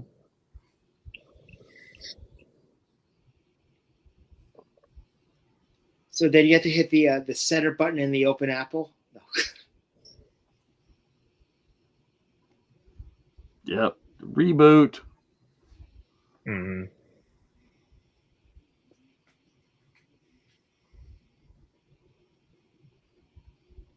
So I was looking at quotes for some of the purchases I got for ICCC. For a gold leader, they're coming in 3 mark at 2-10. Mm-hmm. Tim Rose, obviously it's a trap. Oh yeah. Garrick Hagan. You don't have that one already? No, I've never met Tim Rose. Oh my Wow. gosh. I know. And Garrick, who I met in London at Cantina 2, but I got a pop sign there. I'm going in, cover me, Porkins. That's good. Which I thought was a great line.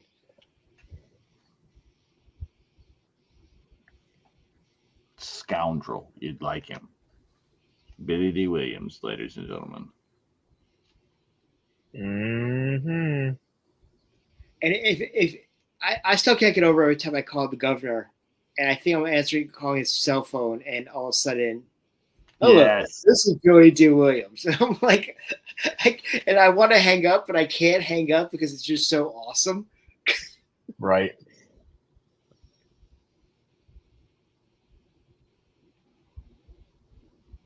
Dave, did you find a Colt 45 item to bring? I have not purchased one yet, but I have several on my in my kind of cart. So Right. I'm thinking, because again, I'm rethinking the need for with the passing of James. Billy is not getting any younger. I'm thinking, do I need Just do it. Do I need Just him on do more Star Wars stuff? No, it's not. Do I need him again? It's, do I need him on more Star Wars, or do I need him on Colt 45? Or I'm really leaning towards, and I'm hoping, Billy D. Williams, for those who may not know, is an artist, is a practicing like mixed media artist as well. And I'm like, oh, I hope he brings an art print. Is that maybe what I need to do? Or, which I'm shocked you didn't even think about this, Harvey Dent. Yeah. Harvey Dent it's Billy D. Williams. I appreciate it and I love it, but it's just, it still isn't Lando. I feel Billy D. Williams is Lando Calrissian. You know what I mean? Yeah. It's just like, What's the one role if you look at most actors and you could probably pick out like one role that's their quintessential role that defined their career. Lando is Billy D's. It's like, Yeah. you know, Well, he said having- so in 2019.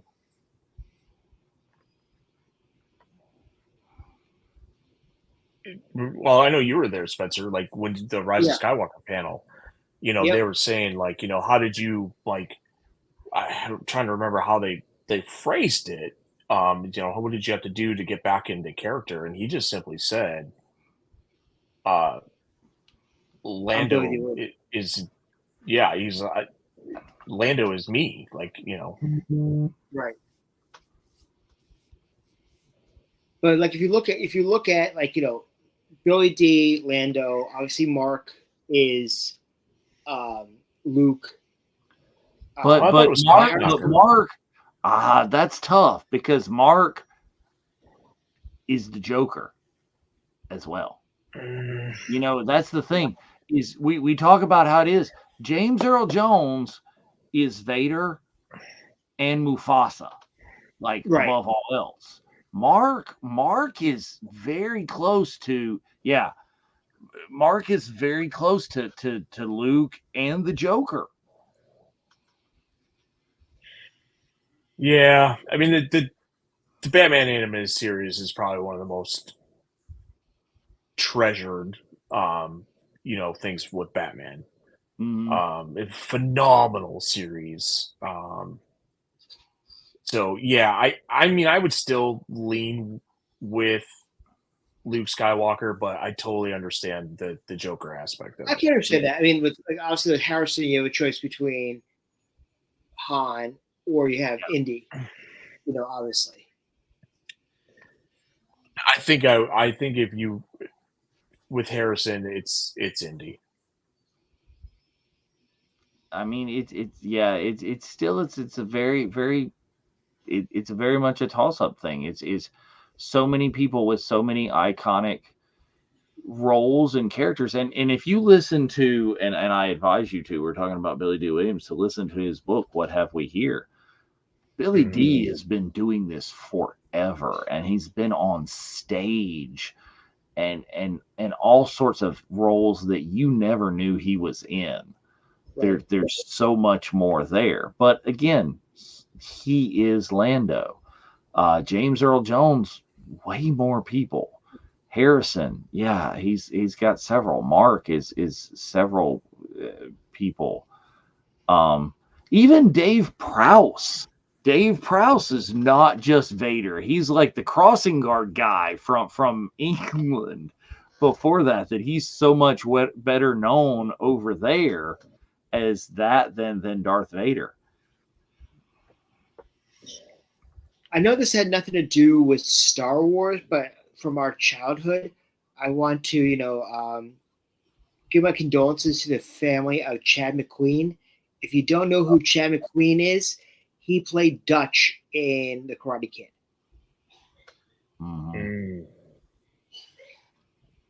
Ooh, Heath Ledger or Mark Hamill? But would you throw Nicholson in there too if you're going to throw that kind of ball wrench out there? So that's the thing about Cesar Romero.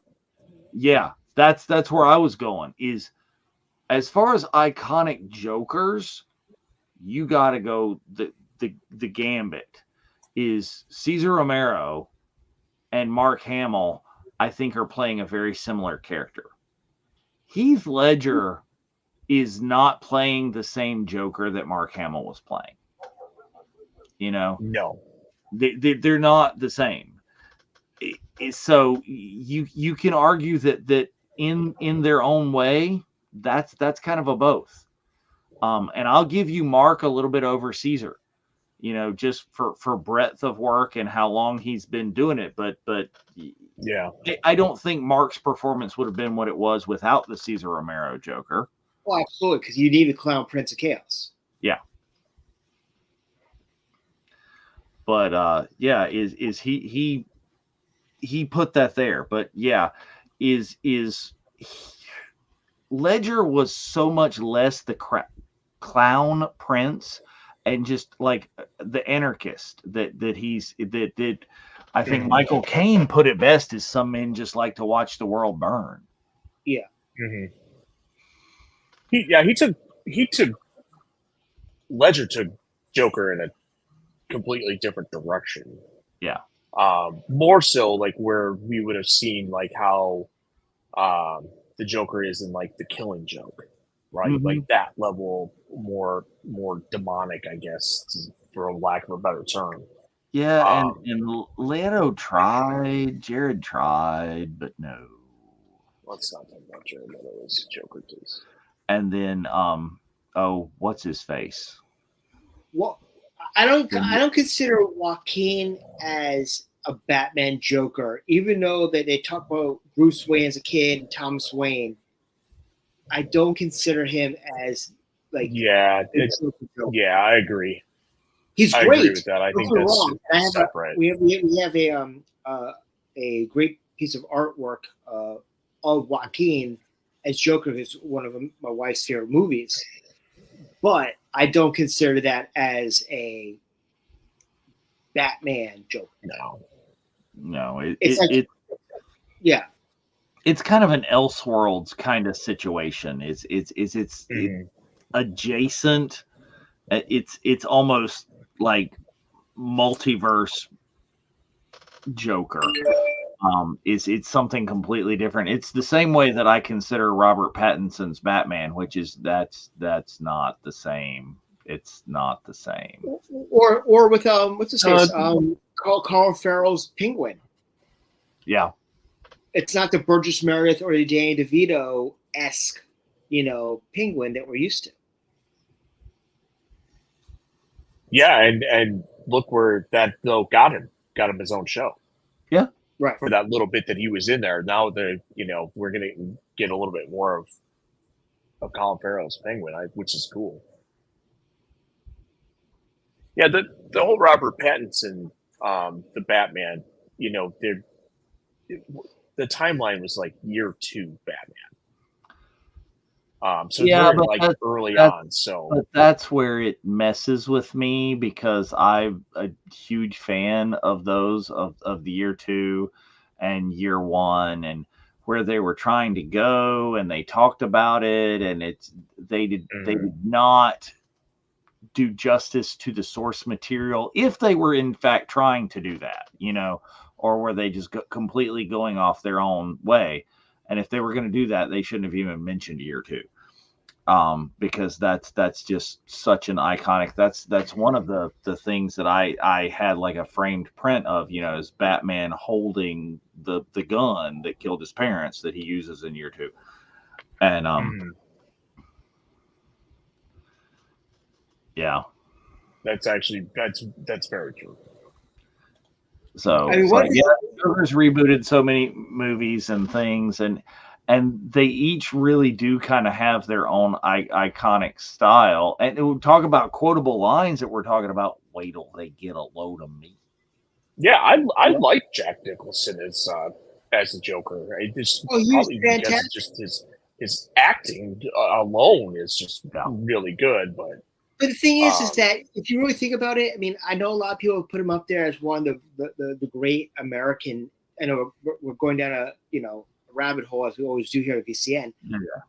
But honestly, I like Jack Nicholson, but I would not put him as one of the great American actors because if you look at every one of his roles, he's playing another level of Jack Nicholson. he's really playing the same character on different levels. Honestly. Well, there's a if you start throwing that out there, so's Harrison Ford. Oh, I'm not disputing that, but no one is going to go out there unless you're watching Fanboys. There's Harrison Ford. I don't think, in my estimation, is one of the great American actors.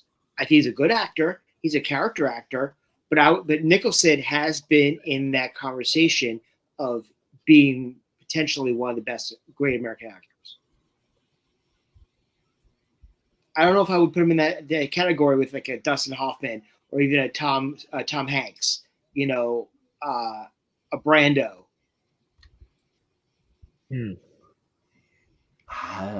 It's still a thing too. Is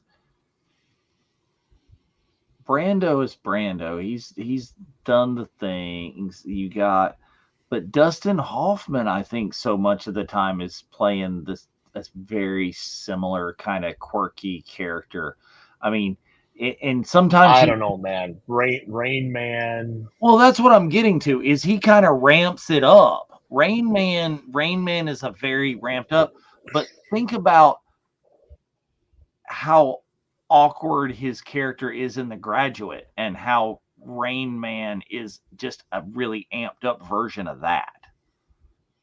Okay, but then you have Tootsie and you compare it to Hook. Okay.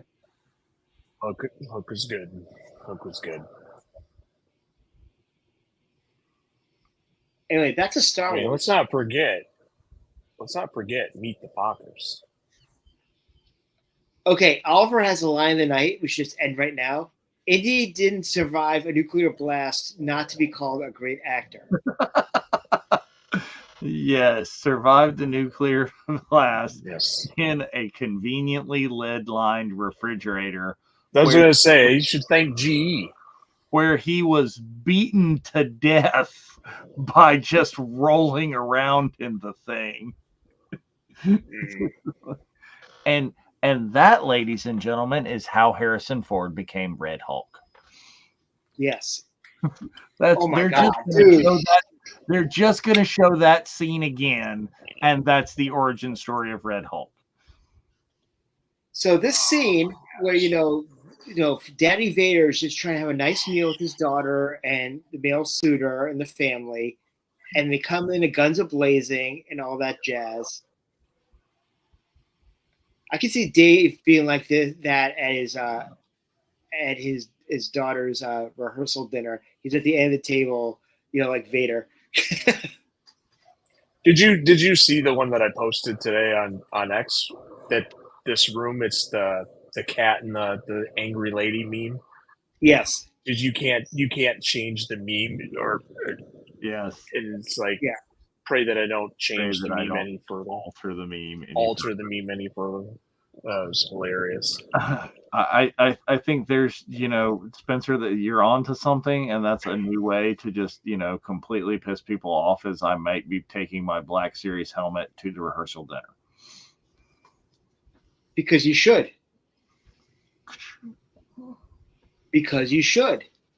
Yeah, I mean, I think that's a great idea. Oh, yeah. I mean, it's like you're telling me to not go to my brother's wedding in Lake Como and not bring a Jedi robe. Yes, that is right. Exactly. Like, you can't tell me that. Again, right there, it's the theme music when he walks in every time. You just know. It reminds me of that episode of Big Bang Theory when Raj has the shirt with the speaker on it.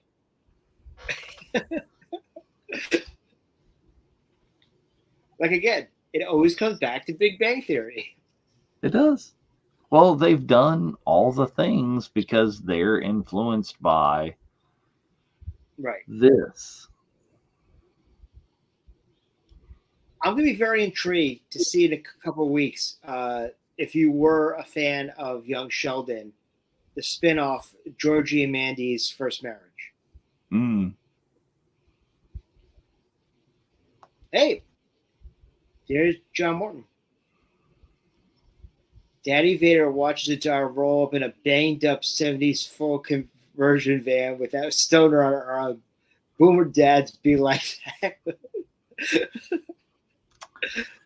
Yeah, that's kind of it. So Han would be like, "Okay, Boomer," and walk away.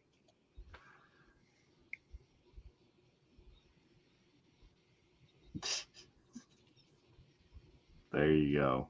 Lobot was my favorite figure and character of this movie when I was a kid. Well, Sideshow is up for pre-order right now. Is Chewbacca, 6-scale figure of Chewbacca with the dismantled C-3PO on his back. Oh, remember when the Power of the Force version of that came out? When he finally got the Vader with the Chewbacca with the break apart 3PO in the bag.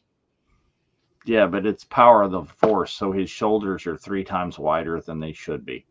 Yes. Well, and Luke is on roids. Yes. Right. Well, speaking of that, this is that hilarious. Whole series is like, okay, let's picture Star Wars characters as if Rob Liefeld drew them. Yeah. Sarah's dad, he lives out in Maryland. He sent a box of, some back to school stuff for Sophia. So, we're opening up, got some t-shirts and some school supplies. And then randomly there's these 3 items wrapped in tissue paper. And I'm not kidding you. They are Power of the Force Leia, Power of the Force Chewbacca, and Power of the Force Han Solo still on their card. I'm like, number 1, where did he get these? And number 2, why is he giving them to my daughter? So, and the rest of that sentence was, and not me. I think a couple years ago, my nephew said it best. Sounds like my grandmother, my mother-in-law. Yes, said, Sherry. So do you get with those figures? Do you get figures? Do you play with your figures? And my nephew said no to Spencer, to Uncle Spencer. Those are collectibles, and I'm like, and that's why I like you. Yeah. Right. Yeah, well, Power of the Force was one thing, and I think it probably was influenced by that time by the popularity of Masters of the Universe, is that they bulked up Power of the Force. Yeah, and these were the orange cards, not the green ones, but these were the orange cards ones. And even Sarah's like, she's opening these, and she looks right at Sophia and says, "You're not opening these." Oh. Yes. But yeah, I think that's what I've got for ICCC for Tim Rose's. I got a Power of the Force green card, Akbar. That's cool.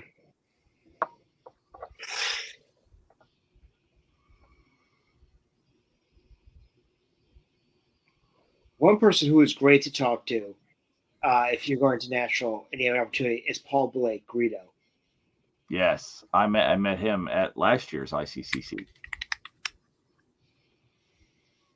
And that's another sideshow they just came out with is for pre-order is Ponda Baba and Greedo. They're doing a whole Mos Eisley Cantina line. Does the Ponda Baba have removable arms? No, but it does have special hands that can grip different things. But yeah, no removable arm. I mean, that's a missed opportunity. Well, it's like we only talked Sophia's, about. Yeah, Sophia's Wampa, like her. Yeah, that Ponda Baba originally didn't have hands. It's a flipper. Oh, and that's what they are. But they have different flipper molds that actually can hold stuff. Oh, that's cool. Like there's one, and then there's a special edition Greedo where Greedo has an actual glass of blue milk in his hand. That's cool. Which is pretty cool. Yeah, there you go. There's like your iconic line, "I love you, I know." But I think that one is even like that one's more niche than "I Am Your Father" and from "Build It and You Will Come." I think that's, you got to be a Star Wars fan to appreciate that one. It's the only one you're able to appreciate that line, because the fact is that any geek-based couple has utilized that at least once in their relationship. Oh, dude. Sarah and I have Enzo rings, his and her Enzo wedding rings. Mine in Arabic says "I know," and hers in Arabic says "I love you." Nice. That is good stuff. Yeah. So yeah, we are that couple. Yeah. She used to get mad at me because she'd tell me she loved me, and I'd always say I know, and she would always get mad. And I'm like, you're not getting it. As you should. Yes. We, and by we, I mean me, look at those matching T-shirts every time I'm in the Disney parks, and I'm going, and I'm like, like, oh, nope. no. My wife is like, let's go buy those right now. So she's very much into the whole I love you, I know. The matchy stuff? Not that in particular, but at least the I love you, I know, because that's the one thing is that when we go to Disney, just like me at the parks, at cons, have a different T-shirt for whatever. Amanda always makes sure that we are themed for Disney.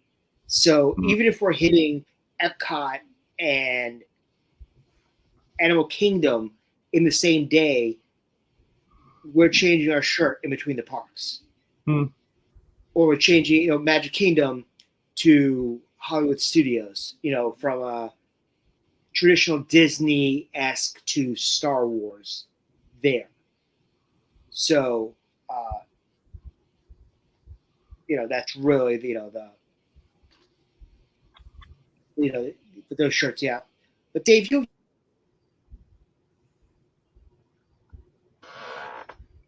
Yes. Yes, he does. Yes. He does. Yes. I don't know what he froze on me. I can't even. I don't know. No, he's definitely froze. Oh, but here we go. Here's like your Boba Fett. Just shoot him. Shoot him. Mm-hmm. How much different of a movie would this have been if R2 actually spoke? You could say that for every single movie R2 is in. Oh yeah. Which then begs the question: is R2 really the main star of the Skywalker saga? I mean, I've said this more than once. I think that's who's really my headcanon is it's like R2 or R2 and 3PO, like 3PO does in Jedi, is the story of the Star Wars is them recounting this. Well, just think about it. We wouldn't have Luke and Leia if it wasn't for R2. Oh yeah. Because if he hadn't fixed that Naboo cruiser, right, Padme doesn't make it to Tatooine. Nope.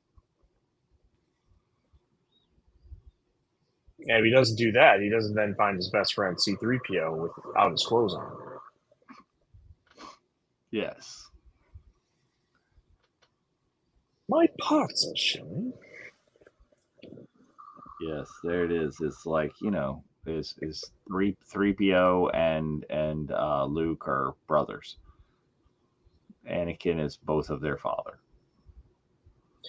I almost feel like R2 and 3PO are Jack Lemmon and Walter Matthau.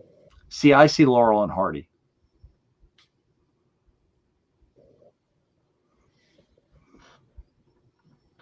Is I think it's very much that kind of odd couple kind of thing. Is this yeah? It's that. And here we go. Is the other thing from our advertisement for tonight. This is like possibly one of the most, if not the most dynamic lightsaber fights in the original trilogy. You can argue. Yeah, I mean, I'm still sentimental, with Return of the Jedi being my first Star Wars film, and the fight on the Death Star with the green and red lightsabers to me was but if you were to look at the fight in general, this is probably the better fight. I'm looking at the cinematography in the background of this with, you have that deep blue background and you've got the orange. Oh yeah. When they set the stage for it, the carbonite thing,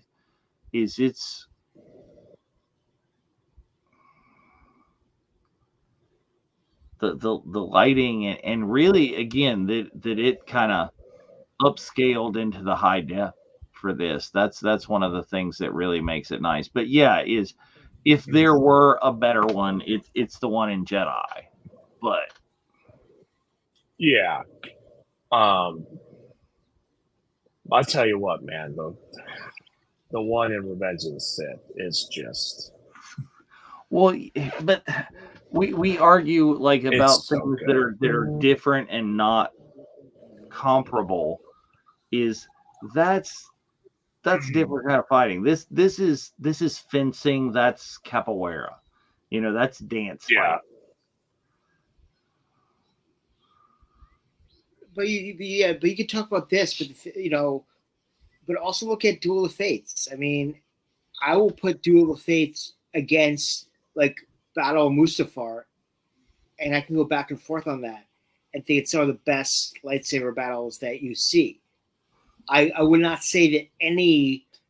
I would say that the fan-made version of Obi-Wan versus Vader from A New Hope is better than any of the lightsaber battles that we have in the original OT.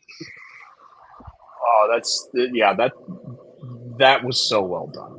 And I really think So well done. that do you not think that fan made influenced the Vader Obi-Wan fight in the Obi-Wan show? It's possible. It's extremely possible. I mean, I would say that if you wanted to take the original Obi-Wan and Vader lightsaber battle, I would say that is probably on par with the first Rey versus Kylo fight from in the snow in Force Awakens. Impressive. On the same lines. Now, if you want to go a little bit step over there, obviously the throne room in Last Jedi is an incredible lightsaber battle. Yes, it is. Yeah, the choreography and cinematography on that were phenomenal.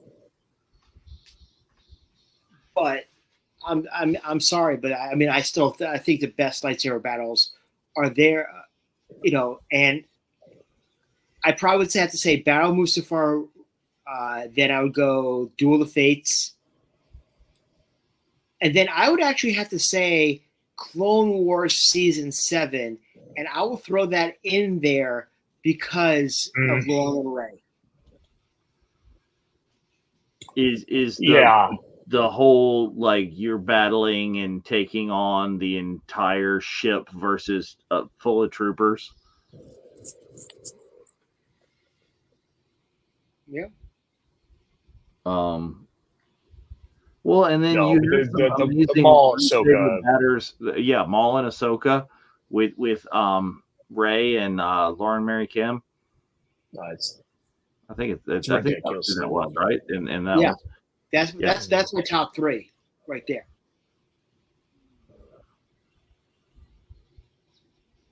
Yeah, because that was all mocap, which was great. Yep.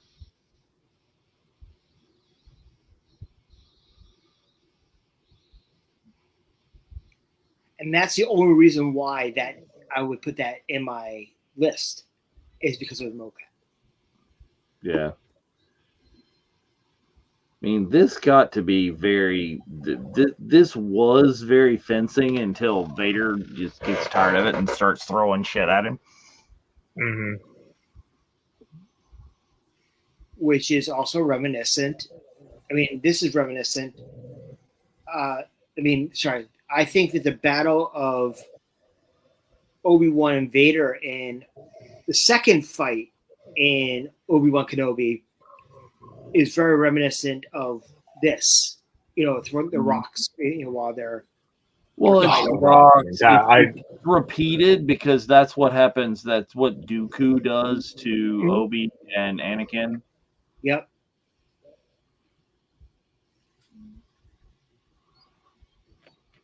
I keep forgetting about that, like the way that they did.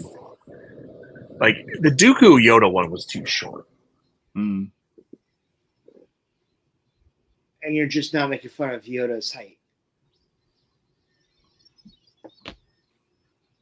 No, it's pun intended. Yes, that's fine. There you go. Did you see that? What was one of the last cons? What was the con that Hayden just did last weekend that Jessica went to? Oh, I don't remember. Anyway, Oh, was it Orlando? I don't know if it was Orlando, but someone dressed as Dooku for their photo op and gave Yes. Hayden a red blue saber, and he knelt in front of him and did the head thing for their photo op. Nice. Yeah. That's pretty cool. He almost didn't know how to react to that because he was kind of like, man, this is kind of cool that I'm reliving this again. Mm. That's one of the reasons why I almost wanted to. Friends, if you have a small blonde child and you really want to be inappropriate at a con, take the Youngling Slayer 3000 and get your child's photo op with Hayden Christensen. Yeah. Oh. I'm little Jedi robes with the training helmet. Yes. Have him walk up and go, Master Skywalker. Well, That's why I got so mad. Well, I will That's why I say got so mad.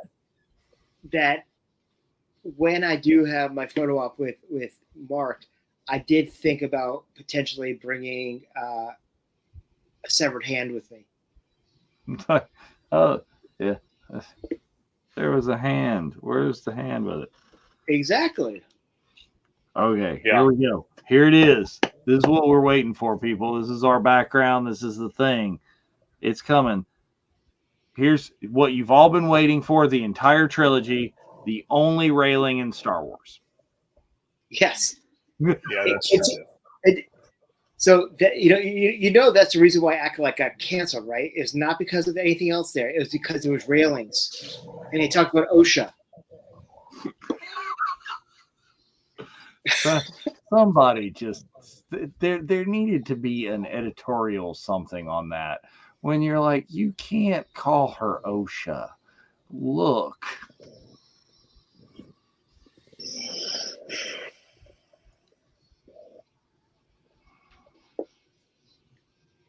This will be destroyed as Obi-Wan did.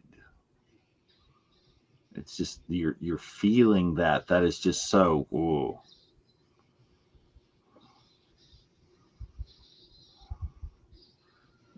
Oh, there it goes.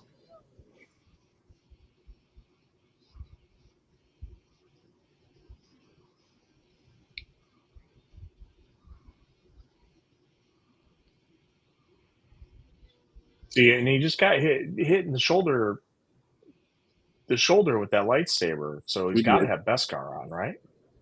Or Durasteel. Beskar's not the only thing that's lightsaber resistant. It's I know, just going back to the whole helmet. Yeah, what about the kobolds? Like what the stranger's helmet was made out of. But that would have done a different thing. That would have deactivated Luke's lightsaber. It's not that. Okay.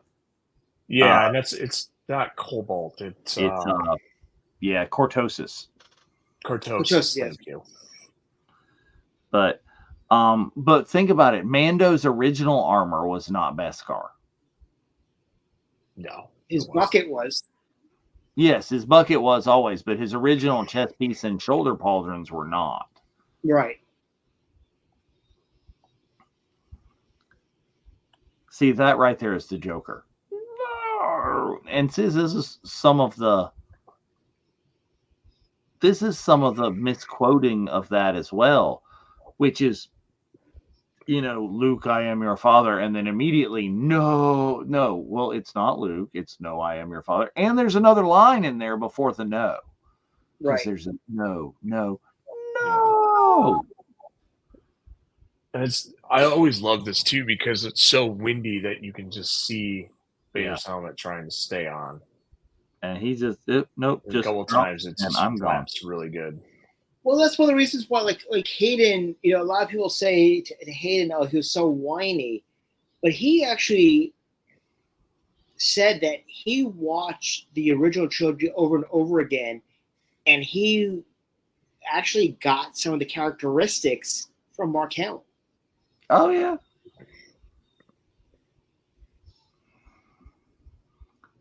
I mean, it's, you know, there are the fun memes of punk emo Kylo, but it's a family tradition.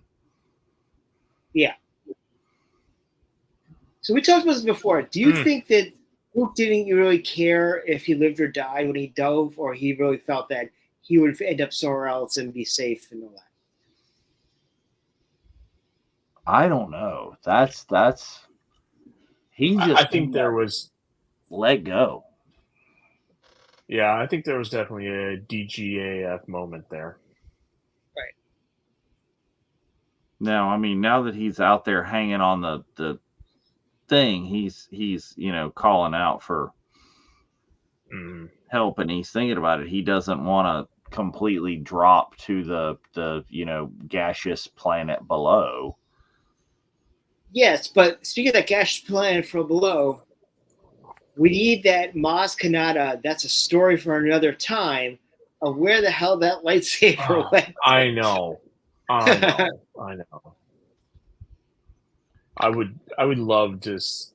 That would be a great one-shot comic. Yeah. I mean, some animated content. I think a good one-shot comic would be great. I mean, we got one with how C-3PO got his red arm. In one shot. Well, we got how Cassian met K2 as a one shot.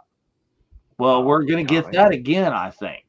That's the only part I might get. That's might be the only part that I might be a little bit more critical on is if they just completely disregard the comic, which they do quite a bit, with some of the written stuff, like they're contradictory, but it'd be kind of cool if they actually took that comic and said, "Hey, how can we infuse that into the show?" But see, that's where I'm at with the Pattinson Batman. Is you didn't stay true enough to the comic. So you said it was the comic, but then it wasn't the comic. Yeah, it's also Warner Brothers. So.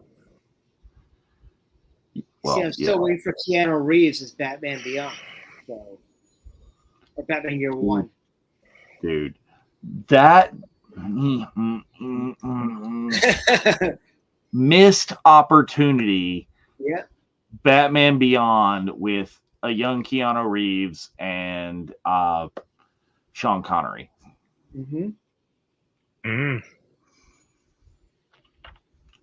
But again, it can still be done. You could do it with somebody that's your whatever young star of the day, and it's time to do that with Keaton. Do Beyond with Keaton. Let's go back to this. I read an article the other day, and of all characters in any superhero movie ever made, the one character that they have never disappointed on was Alfred. Yes. Every Alfred was fantastic. Very true. Yeah, even in the Gotham series, I would agree with that. Oh yes. Even I like that was a different kind of Jeremy Irons, even with Michael Caine. You did not go wrong with Alfred. Didn't Alfred get his own show? They were talking about doing Pennyworth. They were called. Yeah. Yep.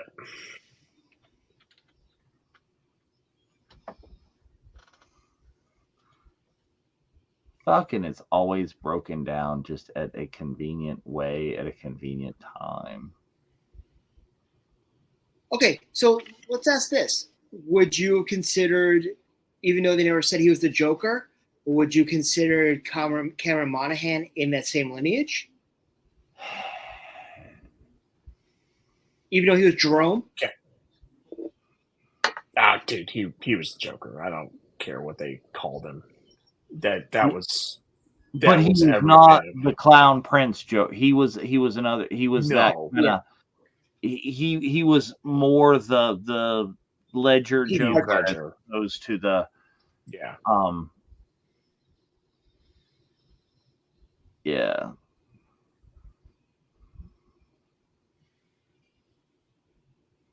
Oh, there he is. I will say that the Riddler from freaking Gotham was absolutely brilliant. Mhm. Yeah. Now they've done some fun stuff with the Riddler as well. I think Jim Carrey actually did reasonably well as playing a reasonable but notched up tribute to Frank Gorsham's Riddler. Yeah. I mean, it was still Jim Carrey being Jim Carrey, which was a little bit much. Well, that's what pissed off Tommy Lee Jones. Tommy Lee Jones hated him the entire time they filmed it. Tommy Lee Jones should have hated himself for accepting the role of Two-Face. I can't get behind. I love Val Kilmer. I'm like, I can't get behind Batman Forever and Batman. Oh, I love, especially with the nipple suits. Like that just okay, stupid. But that was Batman and Robin. Batman Forever I thought was great. Yeah, I don't know. I couldn't get behind it. It was just a little too much. Now Uma Thurman is Poison Ivy all day long. Yeah, but they brought in Arnold for Mr. Freeze. I was just like, I don't know. I felt like they were just. It should have been Patrick Stewart. It should have been Patrick Stewart. Patrick Stewart would have been much more like Freeze in Batman the Animated Series. Yeah, I totally agree. I honestly think what would have been really cool is to actually see Jeremy Irons as Mr. Freeze. There are many who. I would have taken Daniel Day-Lewis. I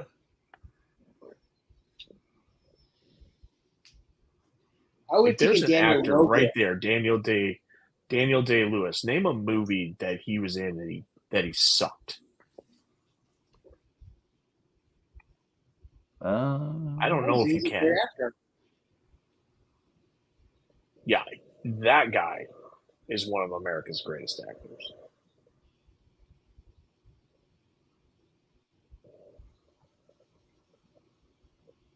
And Last of the Mohicans is literally one of my favorites.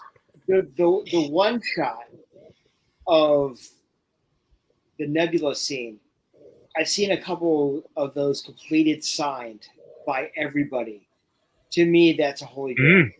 Oh, that's really.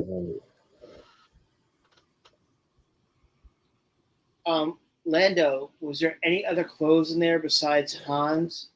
Like, whoa. Right? You've heard Billy D say this, right? You've heard the conversation, the interview. It's like, why is he wearing the same clothes as Han? He's like, he just doesn't even hesitate. They were lovers. And you're just like, whoa.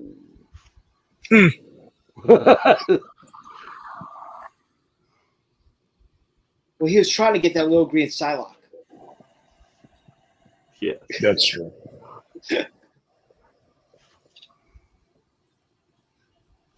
Do it.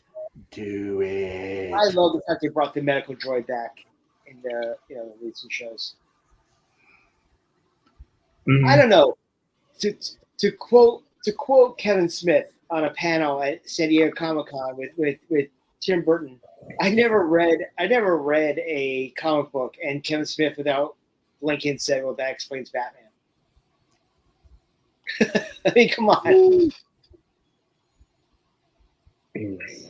There we go. Right there. Such an iconic movie. So many memes, so many memorable quotes, so much Star Wars goodness. And like we said, the reason why we chose, I mean, this movie was because of the "No, I'm Your Father." It's still the biggest swerve in cinematic history. Oh.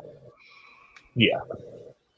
And when people think James Earl Jones lines, this is the number one line that they remember him for. I would say the other ones probably remember. Yes. But you could say that. You could say that. You could say that with Leonard Nimoy too. Remember. Well, and I mean, in that movie, even they knew, and Whoopi Goldberg's character Shenzi alluded to that. Yeah. Say it again. Mufasa. Ooh. But no, great actor, great humanitarian, just absolutely an incredible opportunity, in his career, and it's something we're always going to remember. And it's always, they'll always talk about, like, Mark talks about when he was on the Graham Norton show about, if you want, the telecarry, if you want something, to go out, they couldn't tell anybody because they knew it was going to be me. And Harrison was pissed off at the movie theater that they didn't tell him. Yeah. It's the line that it's going to be the quintessential line that he is always remembered for. Is going to be, "No, I am your father." I am your father, remembering the wrong line, but yes. Well, exactly. That too. So it's still the same movie. I mean, it's the one movie that it's just the line that's quoted. Kilmer will probably always be known for "I'm your Huckleberry." It's just yeah. That's an absolutely fair statement. You can be my wingman anytime. Oh yeah, that's not as iconic as I'm your Huckleberry. Right. Yeah. Well, that's another one of those misquoted one though. I'm your Huckleberry. Yeah. I'm your Hucklebearer. There you go. Mm-hmm. So we'll be back next week. We'll start our Rebuilding the Galaxy. I'm very excited about that. You got Darth Jar Jar. You got Darth Nubs. Yes. So yes. Please join us next week for that. But also, Jedi Bob. We got a lot of great meetups and a whole bunch of good shenanigans. Dave, what's coming up on the network?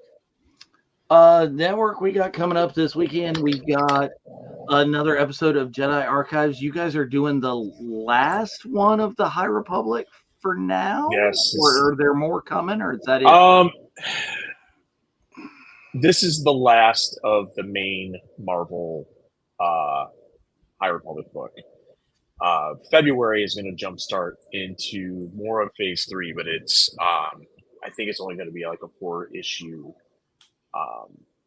book, and I'm trying to remember the name of it off the top of my head. But there's going to be an audio drama that comes out that continues the story of the comic where it left off and bridges the gap to the new comic. So kind of an interesting way that they're incorporating the audio drama, which is called Tempest Breaker, as a continuation and bridging the gap. But yeah, we have a big gap in Star Wars comics, period. We had end of an era with Charles Soule done with Star Wars number 50. So yeah, but it's an interesting time.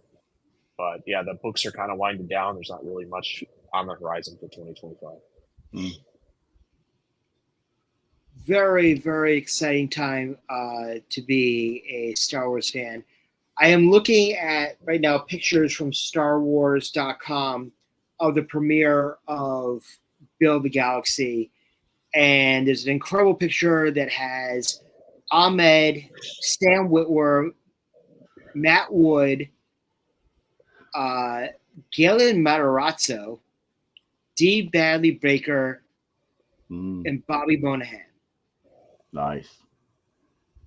And Bobby Monahan is wearing a Jedi robe, but has Lego hands. He's got the hands like this. That's awesome. Nice. So it's a 4-piece special arrives tomorrow. It does not say what time. It says 4-piece special. Yeah. It's not on there right now. Yeah. But anyway, ladies and gentlemen, thank you so much for joining us tonight for the special tonight. Like I said, when we do our November movies we're thankful for, our first one will be Field of Dreams. So plan for that. We'll figure out what's going to be for there. We're still figuring out our formatting and everything of that nature. But once again, Bryce, thank you so much for joining us tonight. We greatly appreciate you jumping in. Yes. Look forward to more. If I'm not on the Field of Dreams one, there will be how does Wyatt Earp say it? There'll be hell to pay, or hell's coming with me. I'm coming, and hell's coming with me. There we go. Yes. But no, all good things, and we know we'll see you on the flip side. So from Dave and Bryce, this is Spencer saying, may the force be with you. May the force be with you. Always. And then some. Yes, have some.